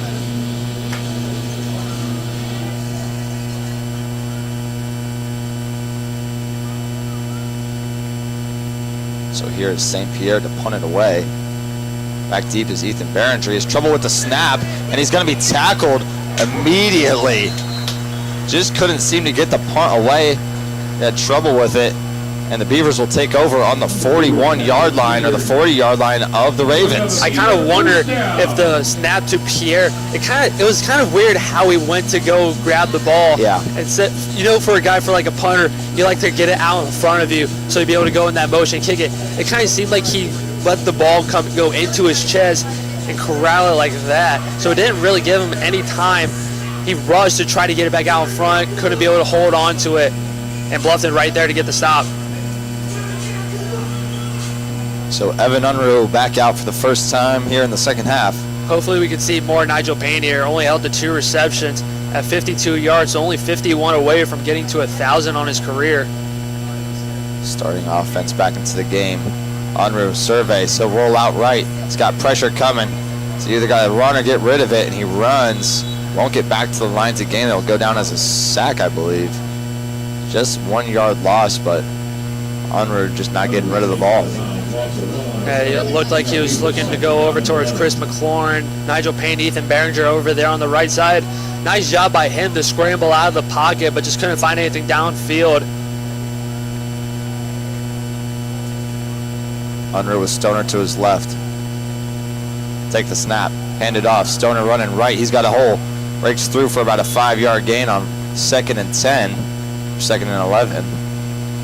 And it'll make it a much more manageable 3rd and 6. Those are going to be the kind of run plays that you need from Stoner. A lot of times, if he can be able to get a running back who can be able to consistently get 4 or 5 yards on every run play, you're going to be setting yourself up good. So empty set now for the Beavers. Unruh will take it. Fake left. He gives a screen pass to Nigel. Nigel will get tackled just before the first down marker, probably 3 yards shy. So a 3-yard pickup for Payne, and now it's 4th and 3. Beavers have been aggressive so far today on 4th downs. No reason now to think that they're going to let up. Already 2 attempts on 4th down for Bluffton. Both of them were perfect. We'll be interested to see what they go here. You do have a 4th and 2, so you have plenty of opportunities to pretend. You have no idea which play they're going to run here. Heavy package here. They bring in an extra tight end. Run play up the middle with Stoner, and he's stopped. Looks like it's going to be just short. Yeah, it's going to be short, and it's going to go to Anderson. I think that he did not get to the line to gain. It's right. It's like right. If it was a 5th down, it would essentially be like a 5th and inches. Or they're going to give it to Anderson. Go to Anderson. So a big stop by the Anderson defense as Bluffton was beginning to put a little bit of a drive together, and they started the ball on the 40, but they're not able to capitalize on any points. Yep, huge stop there from Anderson to get the ball back. We'll see what they do offensively. There's a lot of faith in that offensive line and your running backs on 4th and 2.5, 3 yards to just run it right up the middle, and he almost got there. It looked like he got tripped up and just couldn't get there, but he would have had it because the hole was there. So here's Montgomery back out with his starting offense. It's a direct snap and a big hole on the left side. Keenan Ivory pulls him down after the first down pickup from the Ravens.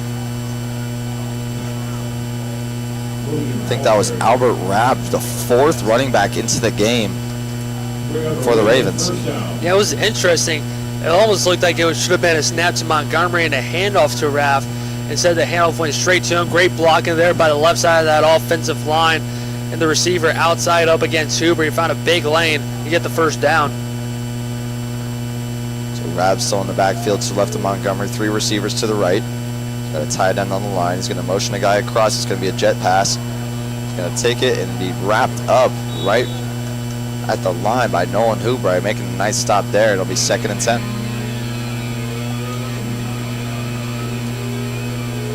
I think that was the first gain of over 9 yards today on the ground for the Ravens.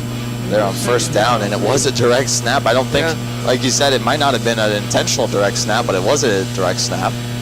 Yeah, that's the thing for Anderson. They have to get their run game going. Like we saw a lot so far this game.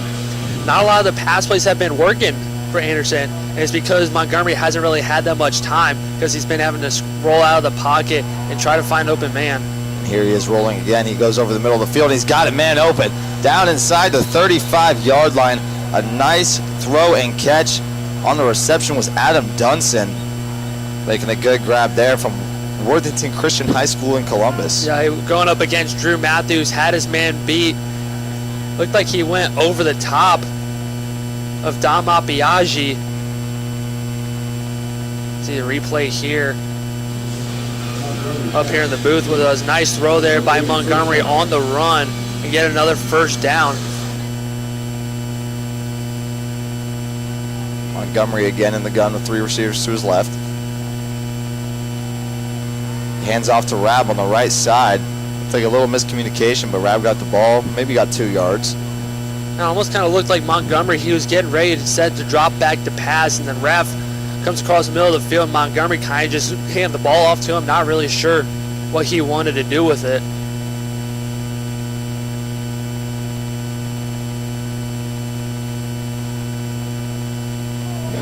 Now under 7 minutes remain in the third quarter. Anderson haven't been able to strike too many times, but they're again on the opposite side of the field, threatening, not quite in the red zone yet. Montgomery will roll left. He's getting swarmed by the defense. He's going to be brought down for the sack. And for the, I think for the first time today, maybe the second time, he's brought down for a big sack. And now there is an injury on the field. A Beaver is down. Looks like number 90 just having trouble getting up. So we will take a break while the trainers attend to him.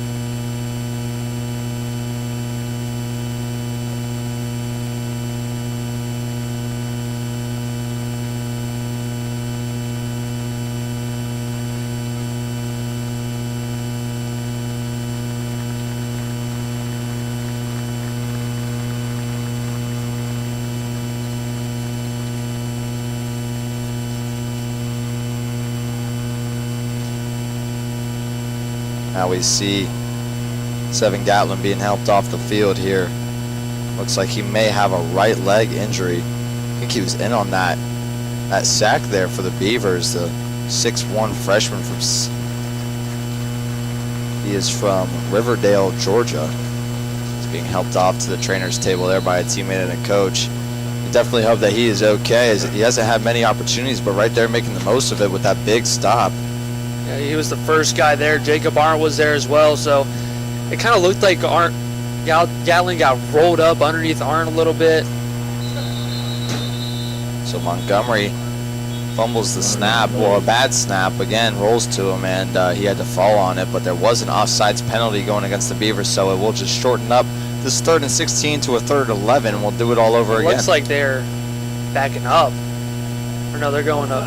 Okay. Defense, number 10, 5-yard penalty, 3rd down. It looked like initially when the ref had the ball was backed up 5 yards. So that's why maybe you think it would potentially have been a false start. But you're right. It was number 10, Jacob Arndt. Just a little bit of a jump. And I think the center recognized it because he snapped it right away, and Montgomery wasn't even ready for it. Harry and Don Barry showing blitz here.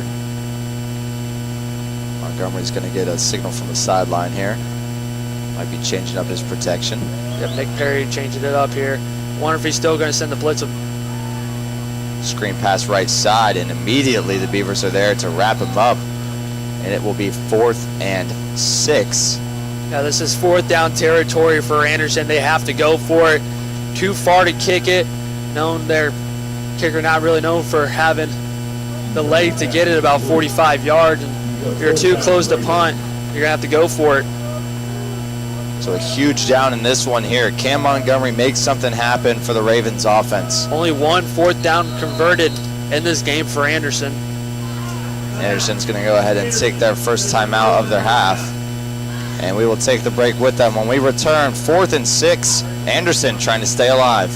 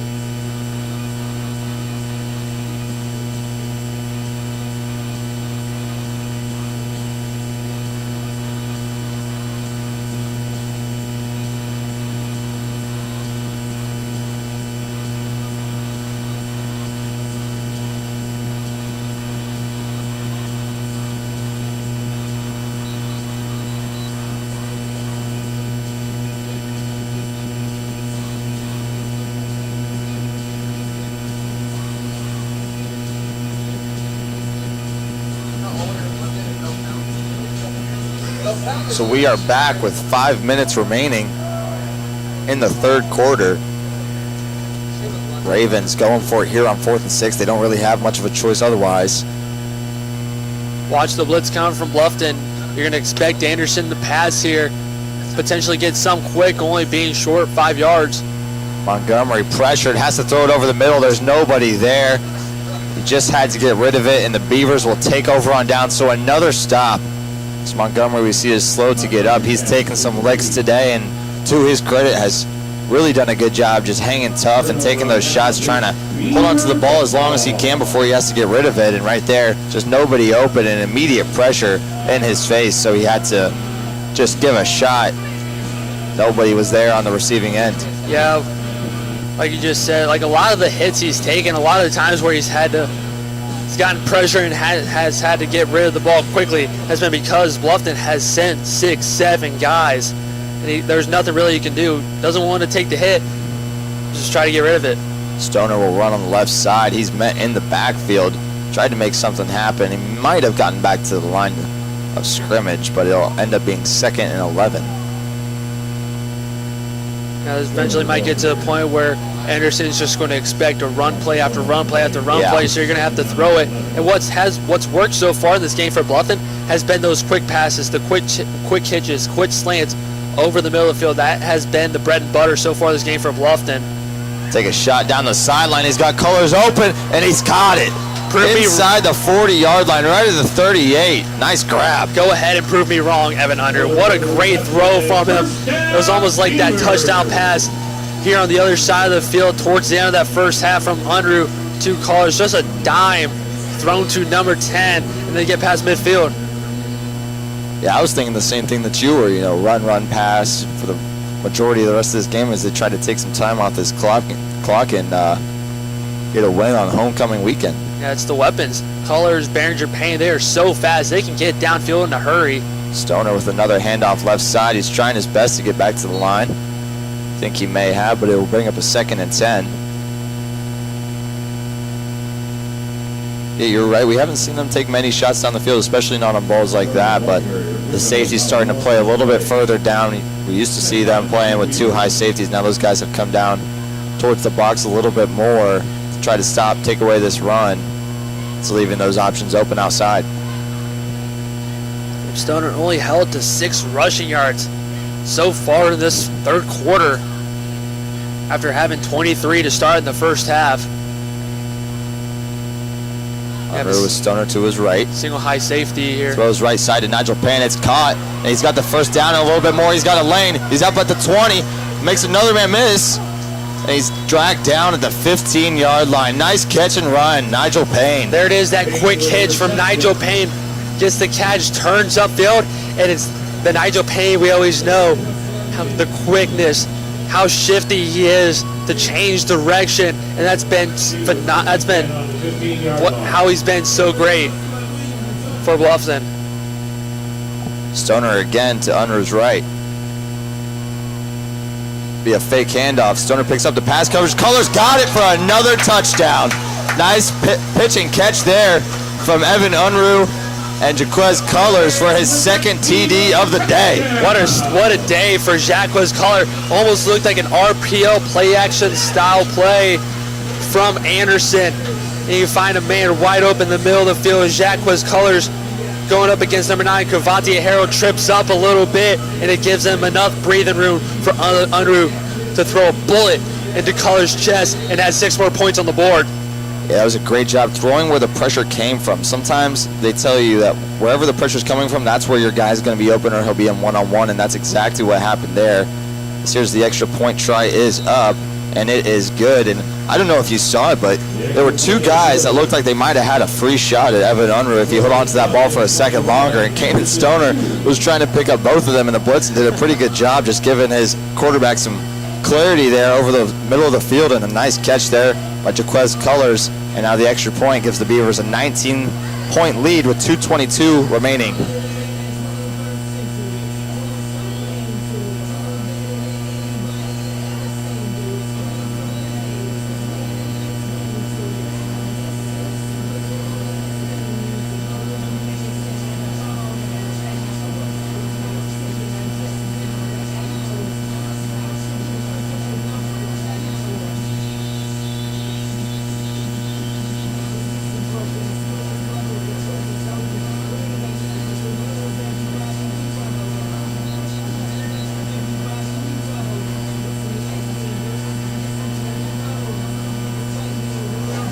Every week it seems like it's somebody new providing the spark for this Beavers offense, and this week Jaquez Colors has been that guy. Caleb just told me he's up to, what did you say, 73 yards, 2 touchdowns? 73 yards, 2 touchdowns, and if anybody's doing the math for fantasy football, that's about 24 fantasy points. So if you haven't started in your fantasy football this week, I know that's not actually a thing, but college football fantasy was a thing. You had Jaquez Colors in your lineup. He's giving you a good day.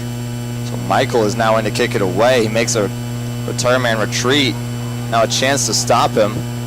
Makes a guy miss. He's still working up the sideline, but he's taken down to the 23. So the best job so far today. And here is going to be a personal foul on sportsmanlike conduct.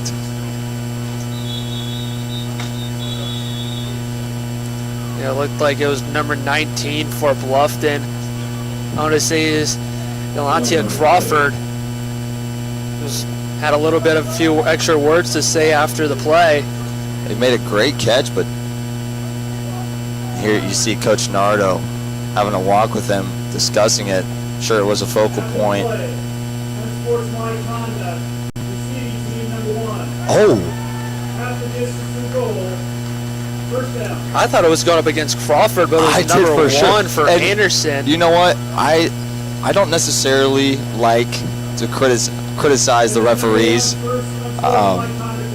but I was thinking, I'm like, that looked a little soft, because you don't know what's being said out there. The referees were right there, so I was thinking, maybe he said something as he was walking by him. I didn't really see anything else going on, but it goes against number 1, so I guess some words were being had between both players, and it ends up going against Anderson. But the way Coach Nardo reacted, I thought for sure it was going against Bluffton. Yeah, but like I mentioned before the broadcast, or before we got on, how it was so important for Bluffton to limit those personal foul penalties. Yeah. And I thought that Crawford would have gotten the first one, but even if it would have been the first one, they have done such a great job on limiting those personal foul penalties. Here's another chance, and it's going to be taken down in the backfield, almost at the 1-yard line. Another sack for this Beaver defense. They have been swarming Zach Montgomery all afternoon. It would be nice if we had a stat up here that shows the amount of times that Montgomery's gotten pressured, times where he's gotten hurried, because it seemed like it's been that way the entire game. This Bluffton front 6, the front line, and Montgomery, or and Moore and McWright, they've done a phenomenal job. Those front three, and then also including guys like Trey Stribling, Keenan Ivory, Nick Perry to send the blitz. Bluffton showing a ton of pressure here. They only have one man back. Mason Brandon will check out. They're going to have to go ahead and call a timeout. I believe that's going to be Anderson taking this timeout with 1:22 on the clock. Not sure if anyone realizes the clock is still running, but it should be set at 1:22, and I'm pretty sure that it will be once we return from the break.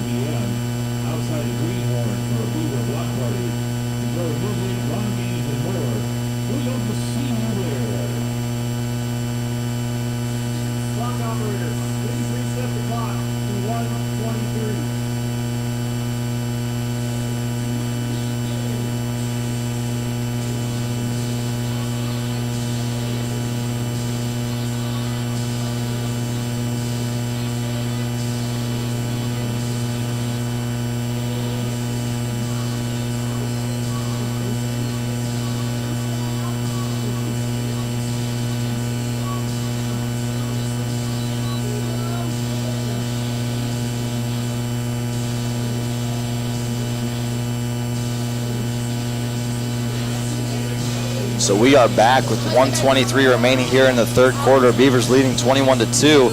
Anderson with a 15-yard personal foul, unsportsmanlike conduct, and then a 9-yard sack, backing them all the way back to their own 3-yard line.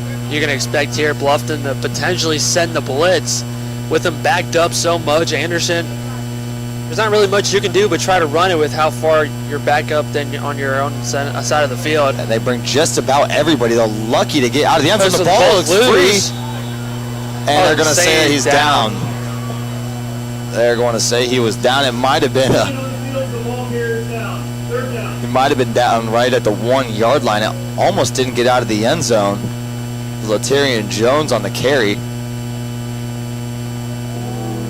So now it's going to be 3rd and 21 from the 1-yard line. Probably even further back than the 1, I would imagine. It looked like he barely got out. Here's the thing about that potential fumble. A running back on the play for Anderson, I think it was Moon. I believe it was Jones. Or Jones. He was on. It looked like he was on top of an offensive lineman for Anderson, so wasn't really sure there on the call. And here's a definite safety. So a couple of safeties in this one. This one is going to go for the Beavers, and that'll make it 23-2.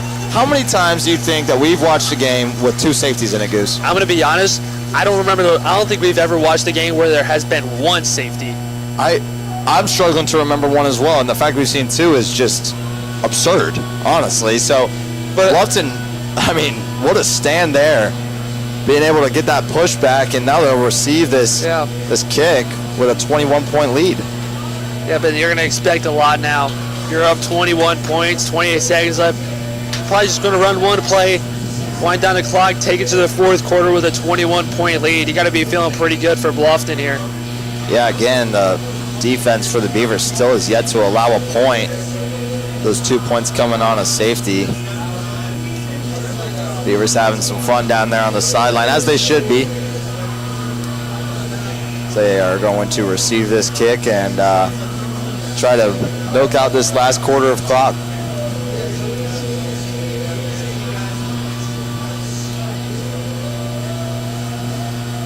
Yeah, you got to take into consideration just how phenomenal this Bluffton defense has been. Looking here on the stats, only 160 total yards for Anderson. Yeah, they've played pretty good complementary football today. I mean, it seems like the offense hasn't been turning the ball over. They haven't been putting their defense in a really tough position, you know, like we saw 2 weeks ago. And the defense has just been able to recover on the sideline, and they've been put in situations to succeed, and they have succeeded so far today. Yeah, they say 160 total yards for Anderson. They've thrown for 166 yards passing. So their run game has been shut down by the Beaver defense. St. Pierre's kick is away. It's fielded by Coffey around the 29-yard line. He'll take it up past the 40.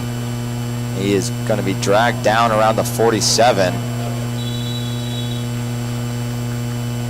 got hit hard. I think he lost a cleat there too.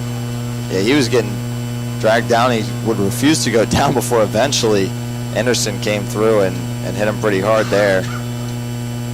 But good field position nonetheless for the Beavers. Yeah, They'll be set up right around midfield on their own 47. Yeah, probably going to expect here, just hand it off to Coffee, take it to the end of the quarter, and just like that, Bluffton within 15 minutes away from making it 14 straight wins over Anderson. Unreal. Hands it off to Coffee. Coffee's got a lane up the right side. He's got a burst up past the 35, and he's dragged out of bounds at the 30.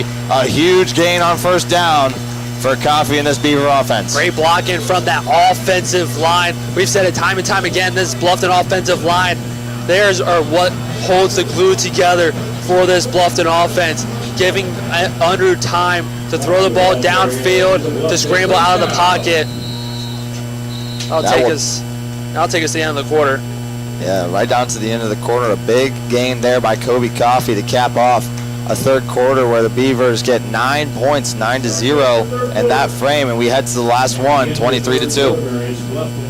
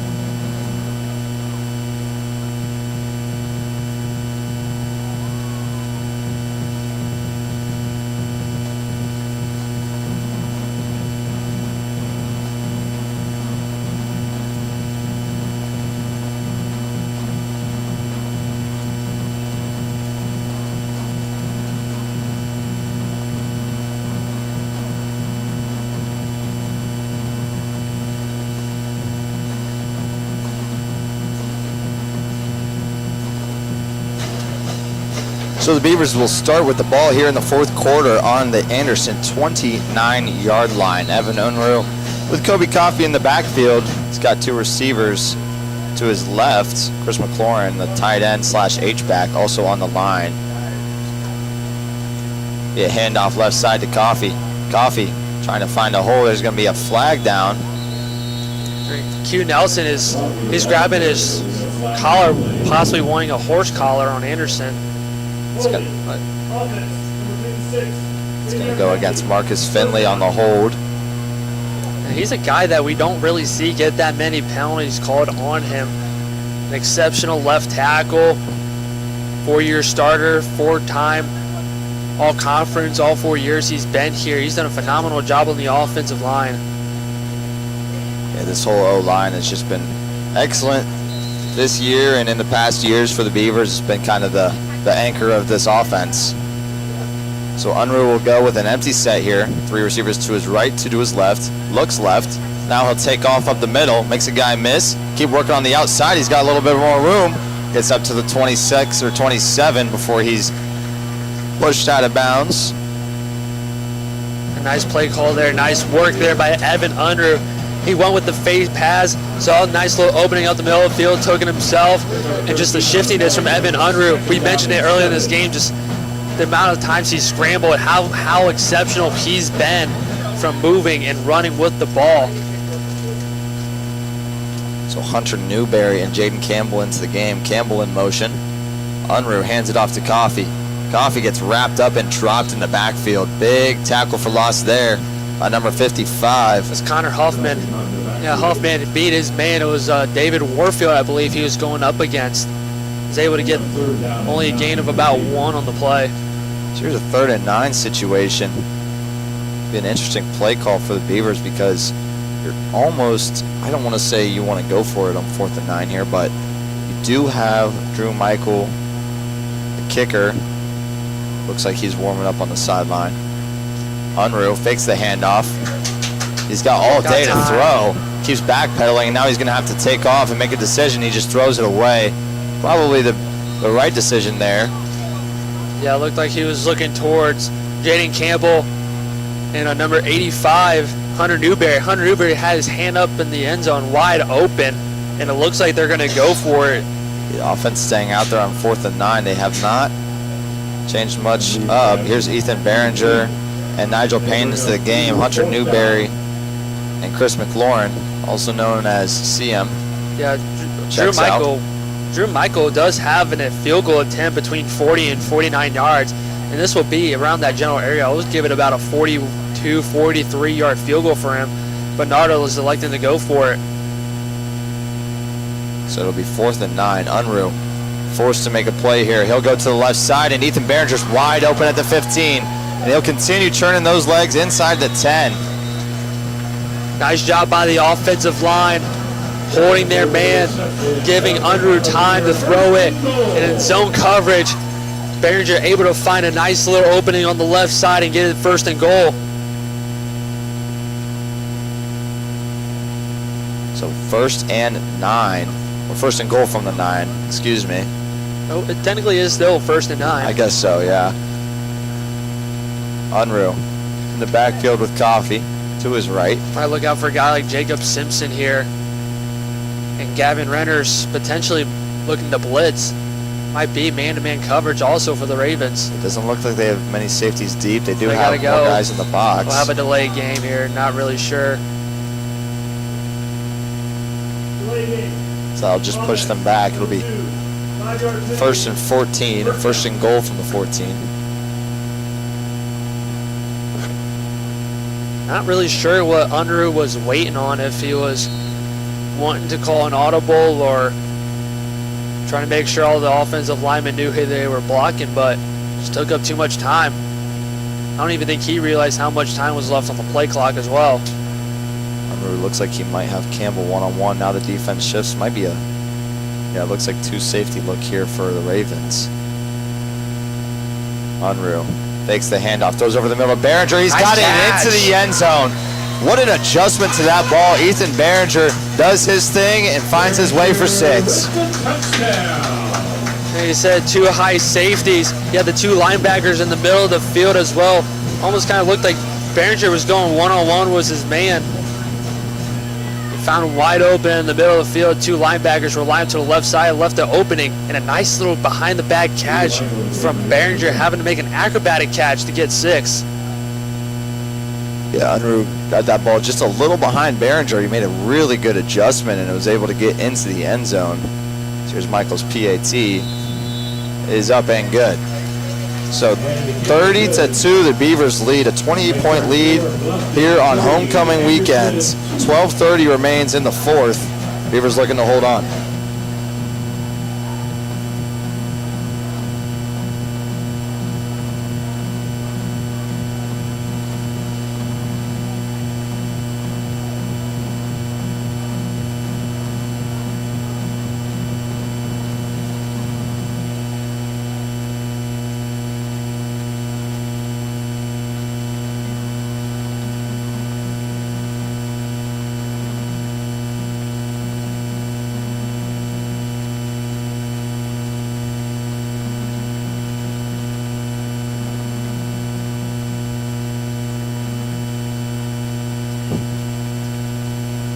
So it looks like Nigel Payne might be just a little bit short of his 1,000 career yard mark that we talked about before the game. He's up to 79 on the day. He needs 103 to get there. And with a 28-point lead, I can't imagine that unless something drastic happens, the Beavers are going to be throwing the ball much more in this one. Maybe a couple of screen passes here and there, but they're going to do their best to just protect the ball, try to run this clock down. Yeah, I know, talking with him this week about it, he was so excited for this game. He wanted to get to 1,000 receiving yards, but I think at the end of the day for him, as long as Bluffton walks out with the win here, that's all he cares about. Michael's kick goes out of bounds. So I believe that will set them up at is it the 35? The 40? About the 35. Usually they have it set up at about the 35, but or it might be a play where it's like a 15-yard penalty. Not entirely sure what the call is. Yeah, I guess we should probably look into that.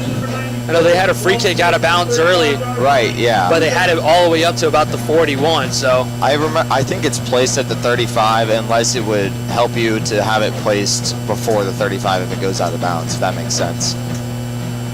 yeah, we'll go with that.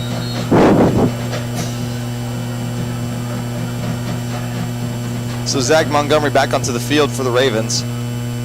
Still looking for some offensive points in this one. Montgomery looks right. He's got his guy.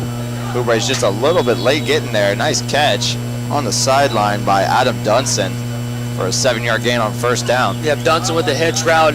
Looked like Bluffton was back in the zone a little bit, so Oubre had to come soaring in to try to get there, but he was a split second too late. Dunson was able to get a gain of about 7. Ravens forced to go with a little bit of pace here. Montgomery takes a snap, looks right again, same exact route, and Dunson catches it again. I think that one, Oubre might have had an opportunity to come swarming in there for the interception, but once again, just a little bit too late. You're going to expect a lot of that Yeah, they're going to from play. Anderson. They're just going to play quick passes, quick hitches, and try to get outside. You don't need to go deep here. A lot of the times when Montgomery's been trying to wait, he would just get immediately pressured by the front line. Drops back, looks over the middle. He's got Houlihan over the middle for a first down. Tries to fight for some extra yardage, but he's going to be right at the yardage marker. There'll be a gain of 10 and another first down. It looks like Bluffton is only, they still have that 2 linebacker look, but it seems like they're only sending one. And they're having one played deep. Trying to limit the deep throws to have Anderson try to score early and often. Playing some soft coverage here, making sure they don't get beat deep. Now Montgomery will look left. He's forced out of the pocket. Some pressure there, and he's got a man up the sideline. Missed the tackle and up to the 26. So nice job by Montgomery navigating the pressure and finding his man for another first down. And this is the first sustained drive so far in this one that we've seen from Anderson, where they've really put pass plays together back to back to back. Yeah, Austin Elsasser was there for the pressure on Montgomery, but nice awareness by Montgomery to throw the check down and to continue moving ball down the field. Montgomery will roll left, tries to go to Houlihan, and it's caught right around the boundary. It's another 6 yards. It'll be interesting to see what the Bluffton defensive coordinator decides to go with here. If they continue to allow Anderson to just get those quick hitch passes, or if they decide to press up a little bit to try to limit that, but also is going to give Anderson potential chances to go throw the ball down the field and into the end zone. Now for the first time on this drive, we're seeing Bluffton bluff a little bit of pressure. See if they end up bringing it. They do. Montgomery throws outside to Houlihan again. Nice tackle there on the edge. I think that was Oubre this time, wrapping up just before the first down yard marker, so it's going to be 3rd and 2. Yeah, Nolan Oubre has been all over the field this game for Bluffton. Already up to 7 tackles in the game, which leads the Bluffton defense. He's done a phenomenal job out there.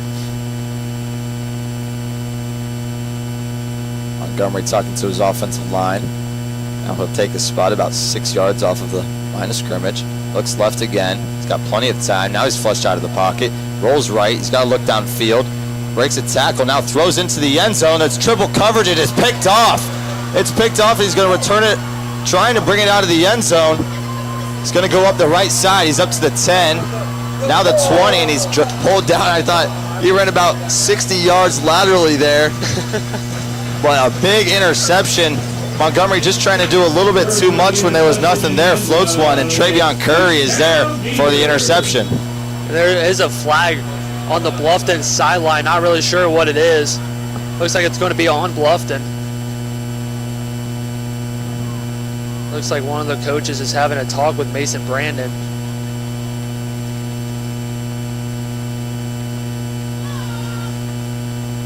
After the play, unsportsmanlike conduct on the defense, number 5. That ball be played half the distance to goal, first down. Mason Brandon getting that unsportsmanlike conduct we saw last week, or 2 weeks ago. He had a few of those as well. This time it's after the interception. A big play for this Bluffton defense again, coming up huge in the red zone. Oh, Montgomery is still down. I did not even see him earlier. He got leveled throwing the ball towards the end zone by Nick Perry, but also I don't even think Montgomery realized he had a wide open man in the middle of the field at about the 10-yard line, but decided to try to take the home run ball and force it, like you said, into triple coverage to throw his, I believe, his second interception of the game. Yeah, it's good to see him on his feet. Like we talked about, he's taken some huge shots today, and he's been really tough in the pocket, and he's just been standing in and taking those shots. Now he'll walk off under his own power. So that's really good to see from Montgomery. You never want anybody to be injured, and looks like he'll be okay. But yeah, we've mentioned it time and time before in this one. It's just been a lot of pressure from this defensive front for Bluffton, and Montgomery's been forced to make some errant throws every now and then, and right there he just didn't see or tried to force the ball to one of his playmakers, and 3 Beavers were there, and stepping right in front of it was Travion Curry. Yeah, only 2 sacks for Bluffton. It doesn't seem like a lot, but the amount of hurries and pressures that they have had on Montgomery has been phenomenal for them. Coffee able to break out of a tackle for about a 2-yard gain. Clock continues to run, now under 9 minutes in this one. Yeah, you're going to really expect for the rest of this game, maybe throw a pass play or 2 here and there if you're too far from the first down marker, but I think for the rest of this game, we're just going to see Unruh hand the ball off to Coffee or Stoner, whoever's in the backfield.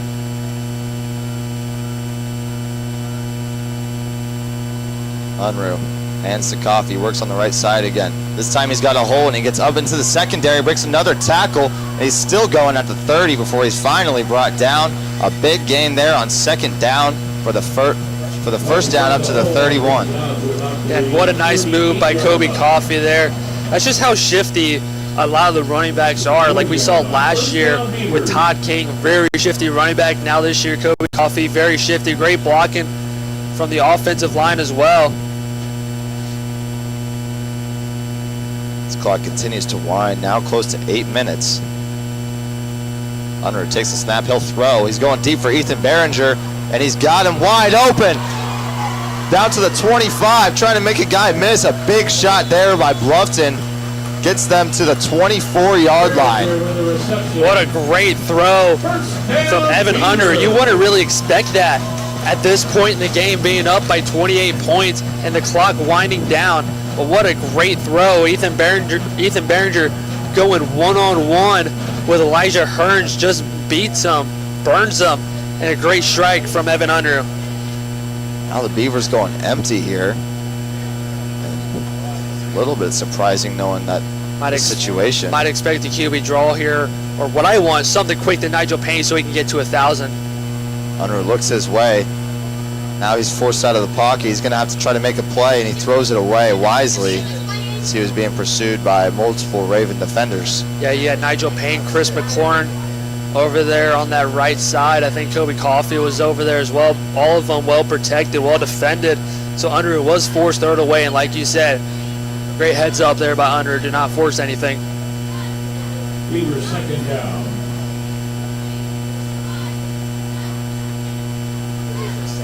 So Unruh's still with Coffee in the backfield. McLaurin's right behind the line in the H-back position. Hand off to Coffee.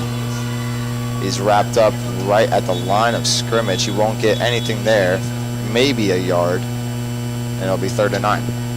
Yeah, now this is an interesting play call here. Do you continue to run the ball and continue to wind down clock, or do you go for the first down, move the chains, and try to wind down even more clock? I mean, it doesn't seem like they've been very They haven't been very passive in this, and Yeah. I don't mean like throwing the ball. I mean like they've been pretty aggressive here on this drive, throwing it, and it seems like they might be going to that again.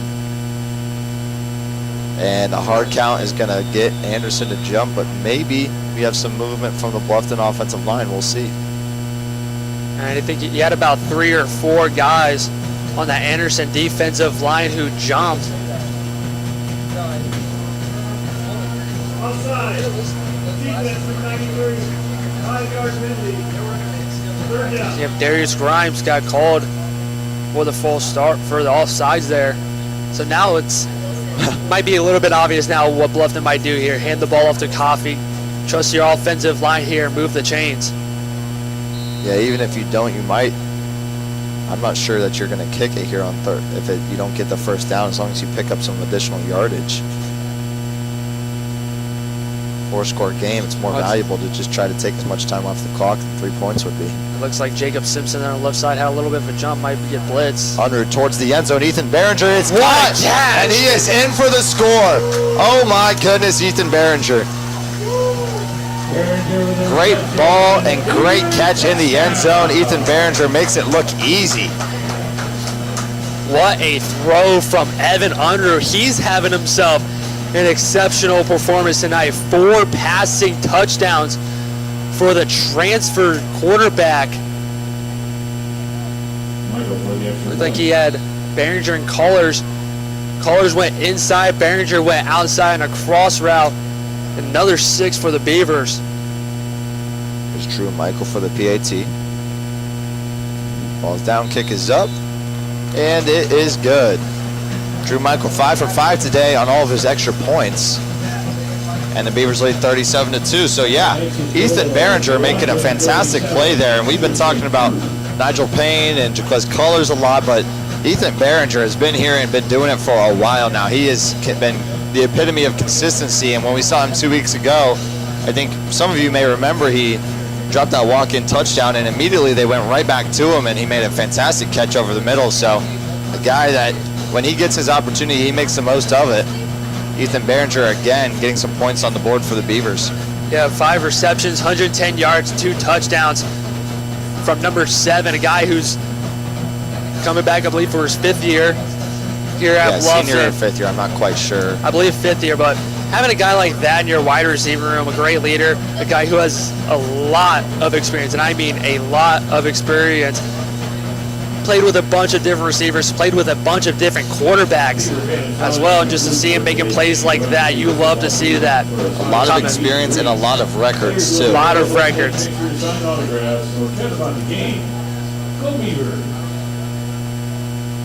Bluffton will kick it away here with 6:10 remaining in this one. 37-2, a commanding lead with that touchdown. Yep. Evan Unruh only 2 passing yards away from 300, but from kind of what it looks like on the sideline, his night might be done, as looks like Donovan Brasley is getting warmed up. Looked like he might go in if the offense were to go back onto the field.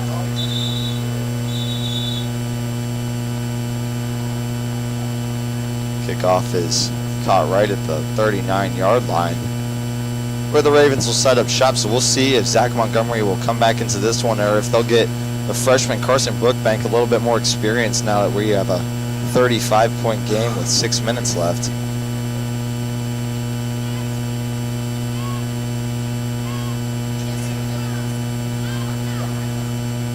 And it does look like it will be Carson Brookbank, the freshman from Springport, Indiana, Shenandoah High School. Yeah, Brookbank, he's appeared in all 4 games, 9 for 11, 82% completion percentage, only thrown for 44 yards though. Bluffton will rush 3. Marvis McWright right there. He gets home. A little shuffle pass. Nicely done, and a big gain right here up to the 40-yard line. And Devin Hogan got leveled by number 30, the guy with the reception. That's Gabe McGuire. But also Brookbank, he got leveled by Nick Perry as well. No matter what quarterback's on the field, they're going to get pressured by the front 6, as Marvis McWright came off the field limping a little bit. That was a nice little shuffle pass there from Carson Brookbank. Yeah, caught me off guard for sure. Great awareness there. Pass over the middle of the field, or rather the sideline, is caught. Adam Dunson with another reception. Ravens starting to move the ball pretty well with 5:30 remaining. A lot of it is just the quick passes, and anytime they're getting scrambled, checking it down to your running backs or checking it down to receivers in the flat.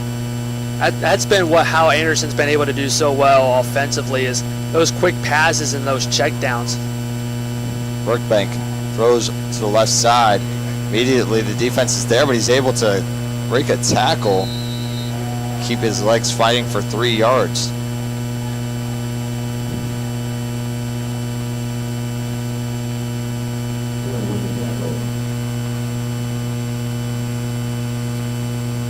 Brookbank trying to get his team some offensive points for the first time today. Backfield with him is Travis Moon, junior running back. Brookbank low snap. Looks to make something happen. Throws it to the outside. It's right at the sticks. We'll see where they spot it. A great job by Brookbank with the low snap, staying calm. Looked like Maxwell Moore was coming in from the right side. Brookbank potentially aware of it, scrambles out of the pocket and finds an open man. It looks like they're going to rule him just short. It'll be a 4th and 1. 4th and 1 here. 4 minutes remaining. All right, Bluffton fans, make a little noise. Let's help out your Brookbank Beavers. back in the shotgun. And Anderson is going to use their final timeout in this one. Try to think this over. Try to get their guys some points. Timeout. Anderson, that's their last timeout of the half.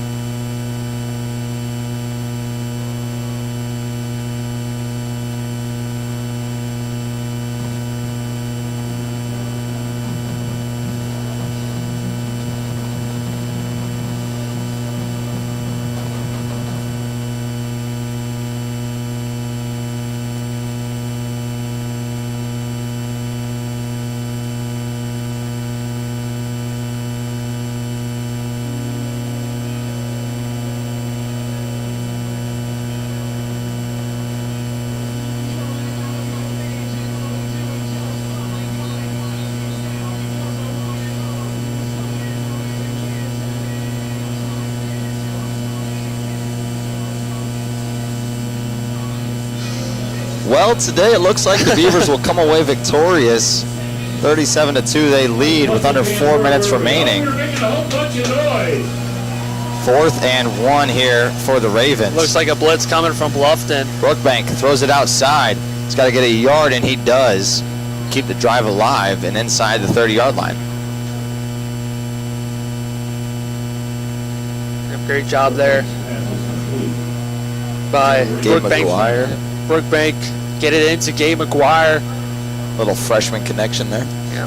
I also noticed a lot of this Anderson team. A lot of the guys that are playing are freshmen, a very young team for the Ravens. Ball was loose on the turf. Yeah, looking at this offense and they're 2 deep, they really have a ton of freshmen here, and you know they have some pretty good talent, especially in their wide receiver room. Julian Hoogan, who's a senior, is going to be gone, but Gabe McGuire's been really good. He's a freshman. We've seen Adam Dunson, a junior, catch some passes. Dedrick Johnson's a junior. He'll be back next year. Another guy who can catch some passes. Now we'll see Anderson player down on the field. Looks like an offensive lineman. So the trainers come out to him. And we will take a short break. We'll be back.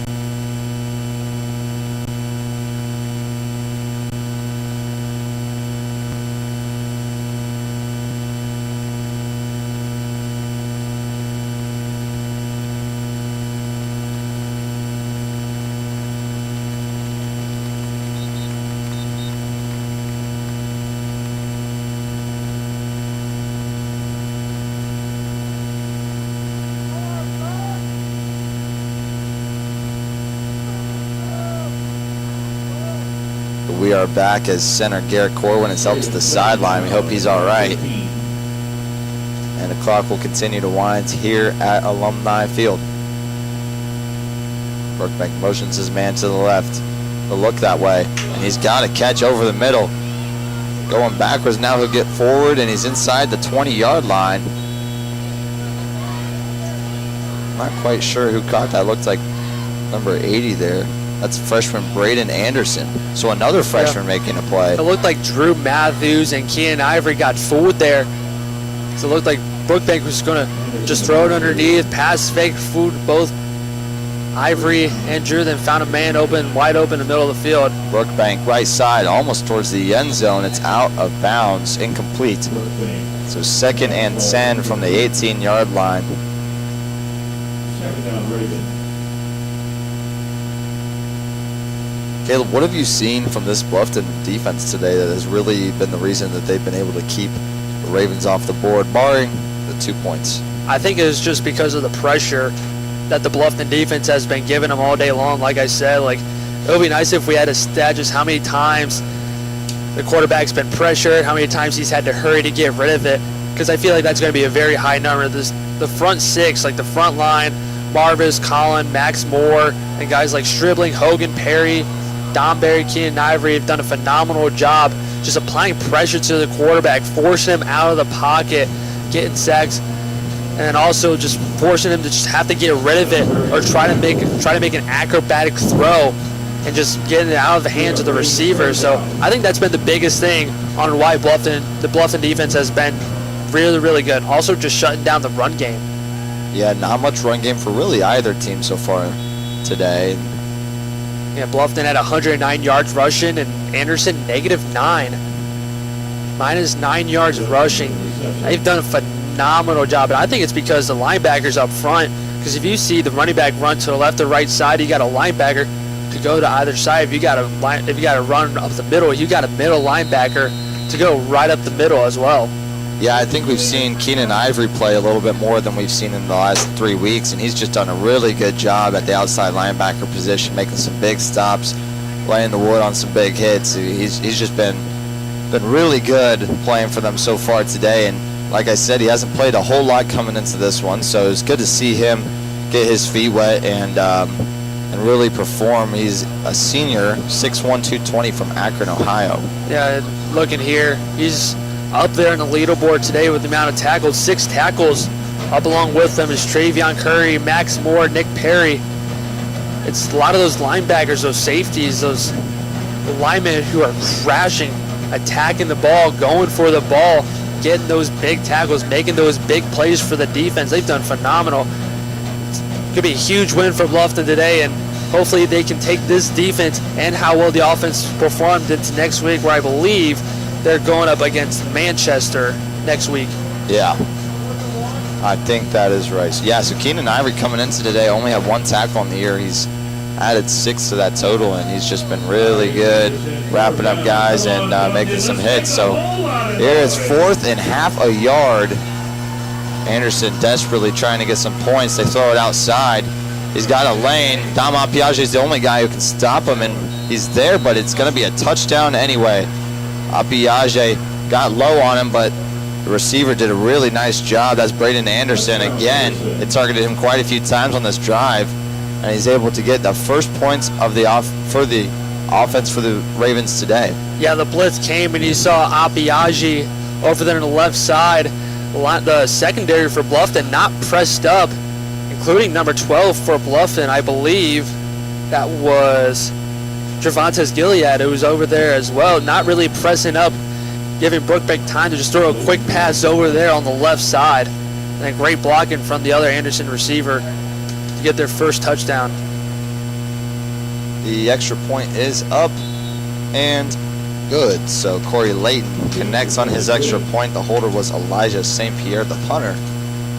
And that cuts the lead to 28, 37-9. Bluffton leads, as we'll probably see a couple of kneel downs here to end this one when we come back.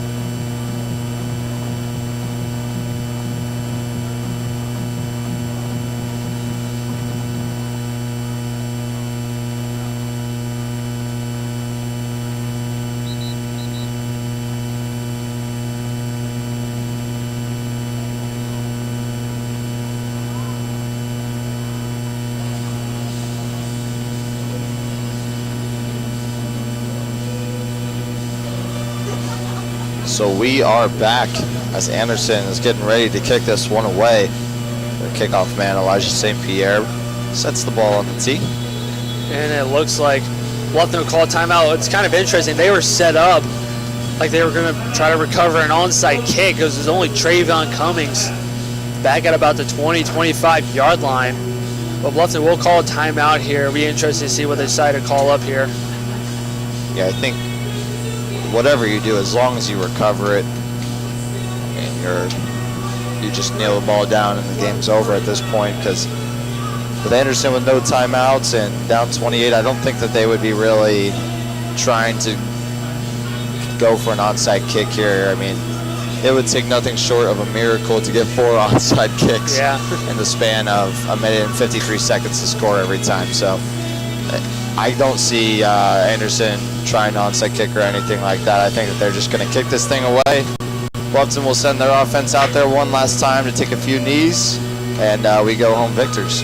That'll be a great first win for Coach Nardo and this Bluffton team. It was a phenomenal game, especially from Evan Unruh, 18 of 24 for 298 yards and 4 touchdowns. And also mention the receivers have been phenomenal. Ethan Behringer, 5 receptions for 110 yards, 2 touchdowns. Jacquez Colors was 2 touchdowns to his name as well. Then also Kobe Coffey, just to be able to get the run game, only 53 yards from him. But it was those key yards to get down the field and get the first down, setting up the pass game for Unruh and the receiving core as well. Also Montgomery, not that bad of a day, 25 for 38, 205 yards, 0 touchdowns and 2 interceptions, but a lot of it is just because he got pressured so much from the Bluffton defense, like we've said time and time again so far today. We are going to see a flag. It's going to be offsides against the kicking team. They just left a little bit early. It'll be a 5-yard penalty at the end of the kick.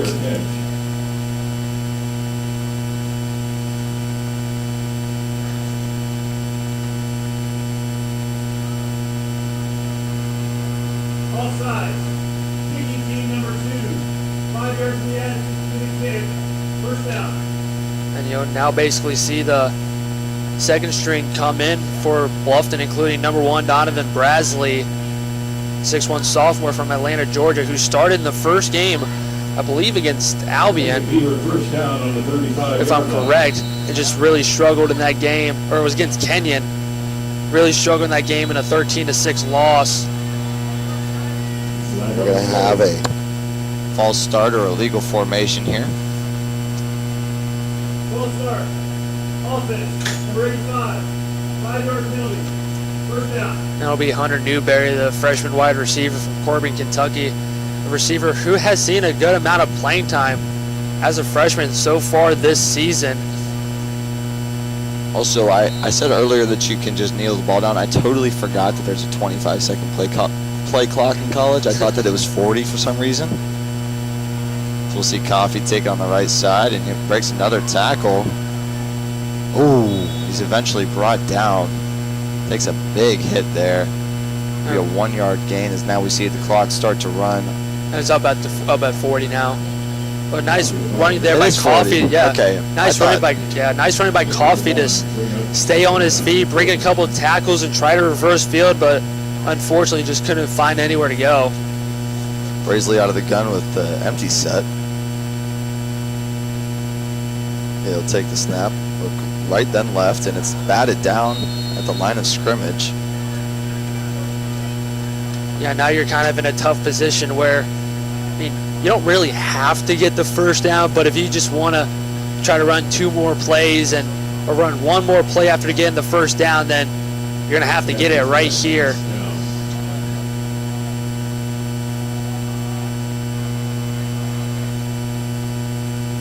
Brasley again in the gun. He takes a snap, hands off to Coffey. He's got a lane up the middle, and he gets up to about the 38-yard line before he's dragged down. And it'll set up a 4th and 7. Minute remains in the game. As this one winds down, we look forward to the rest of the season now. Bluffton opening up conference play 1-0, getting their first victory of the year, so they improve to 1-3. Henderson will fall to 1-4 and 0-1 in the conference. Some other games around the conference, we had Manchester against Defiance today, MSJ against Hanover, Rose-Hulman against Franklin. Yeah, so it's some pretty big games, honestly, in those conference games, including right. MSJ, Hanover, two teams that are up at the top of the conference almost right. every single year. Yep.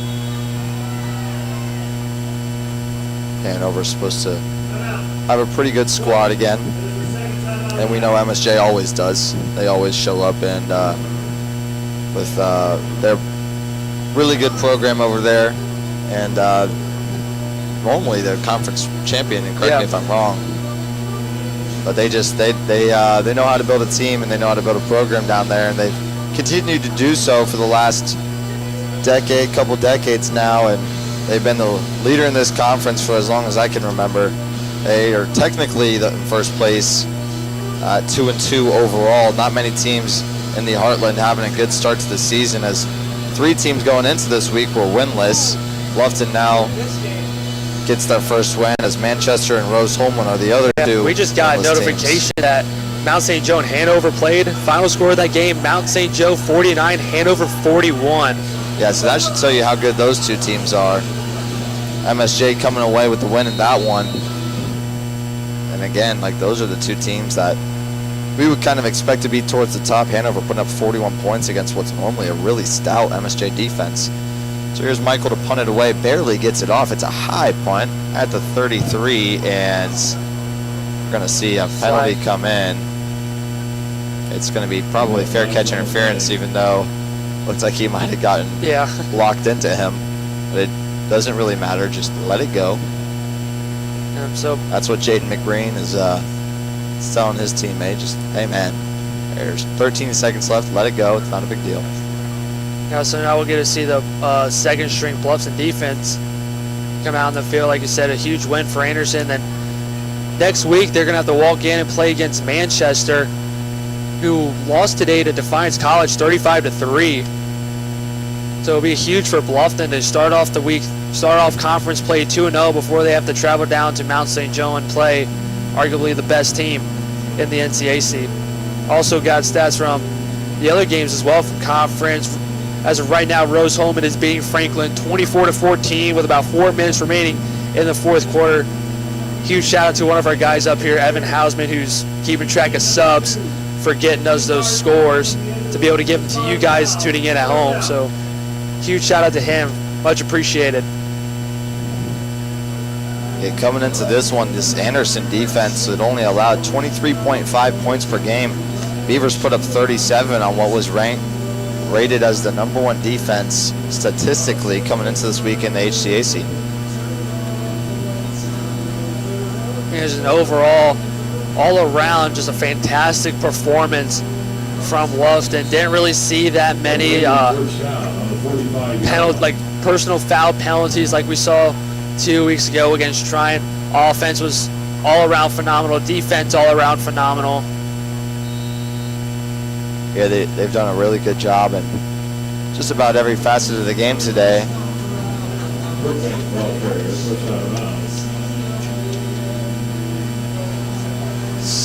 Six seconds left, so probably the last play. Second down, a little over 3 yards.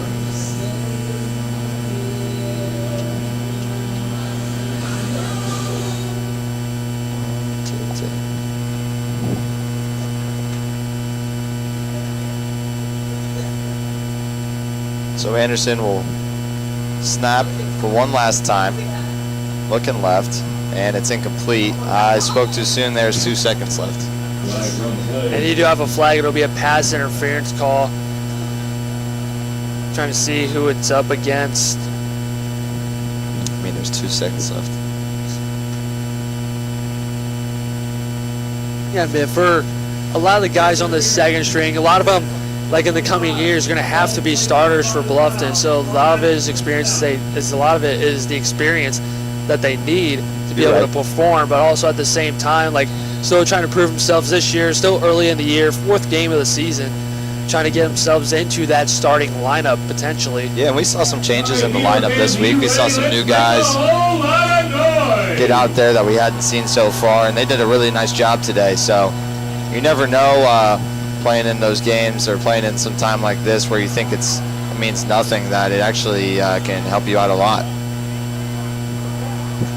And so this one will end with Brookbank scrambling up to the 30-yard line.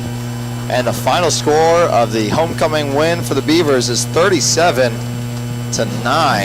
Evan Unruh and this offense got things going, and the defense shut it down, not giving up a offensive touchdown to Anderson until just under 2 minutes remaining.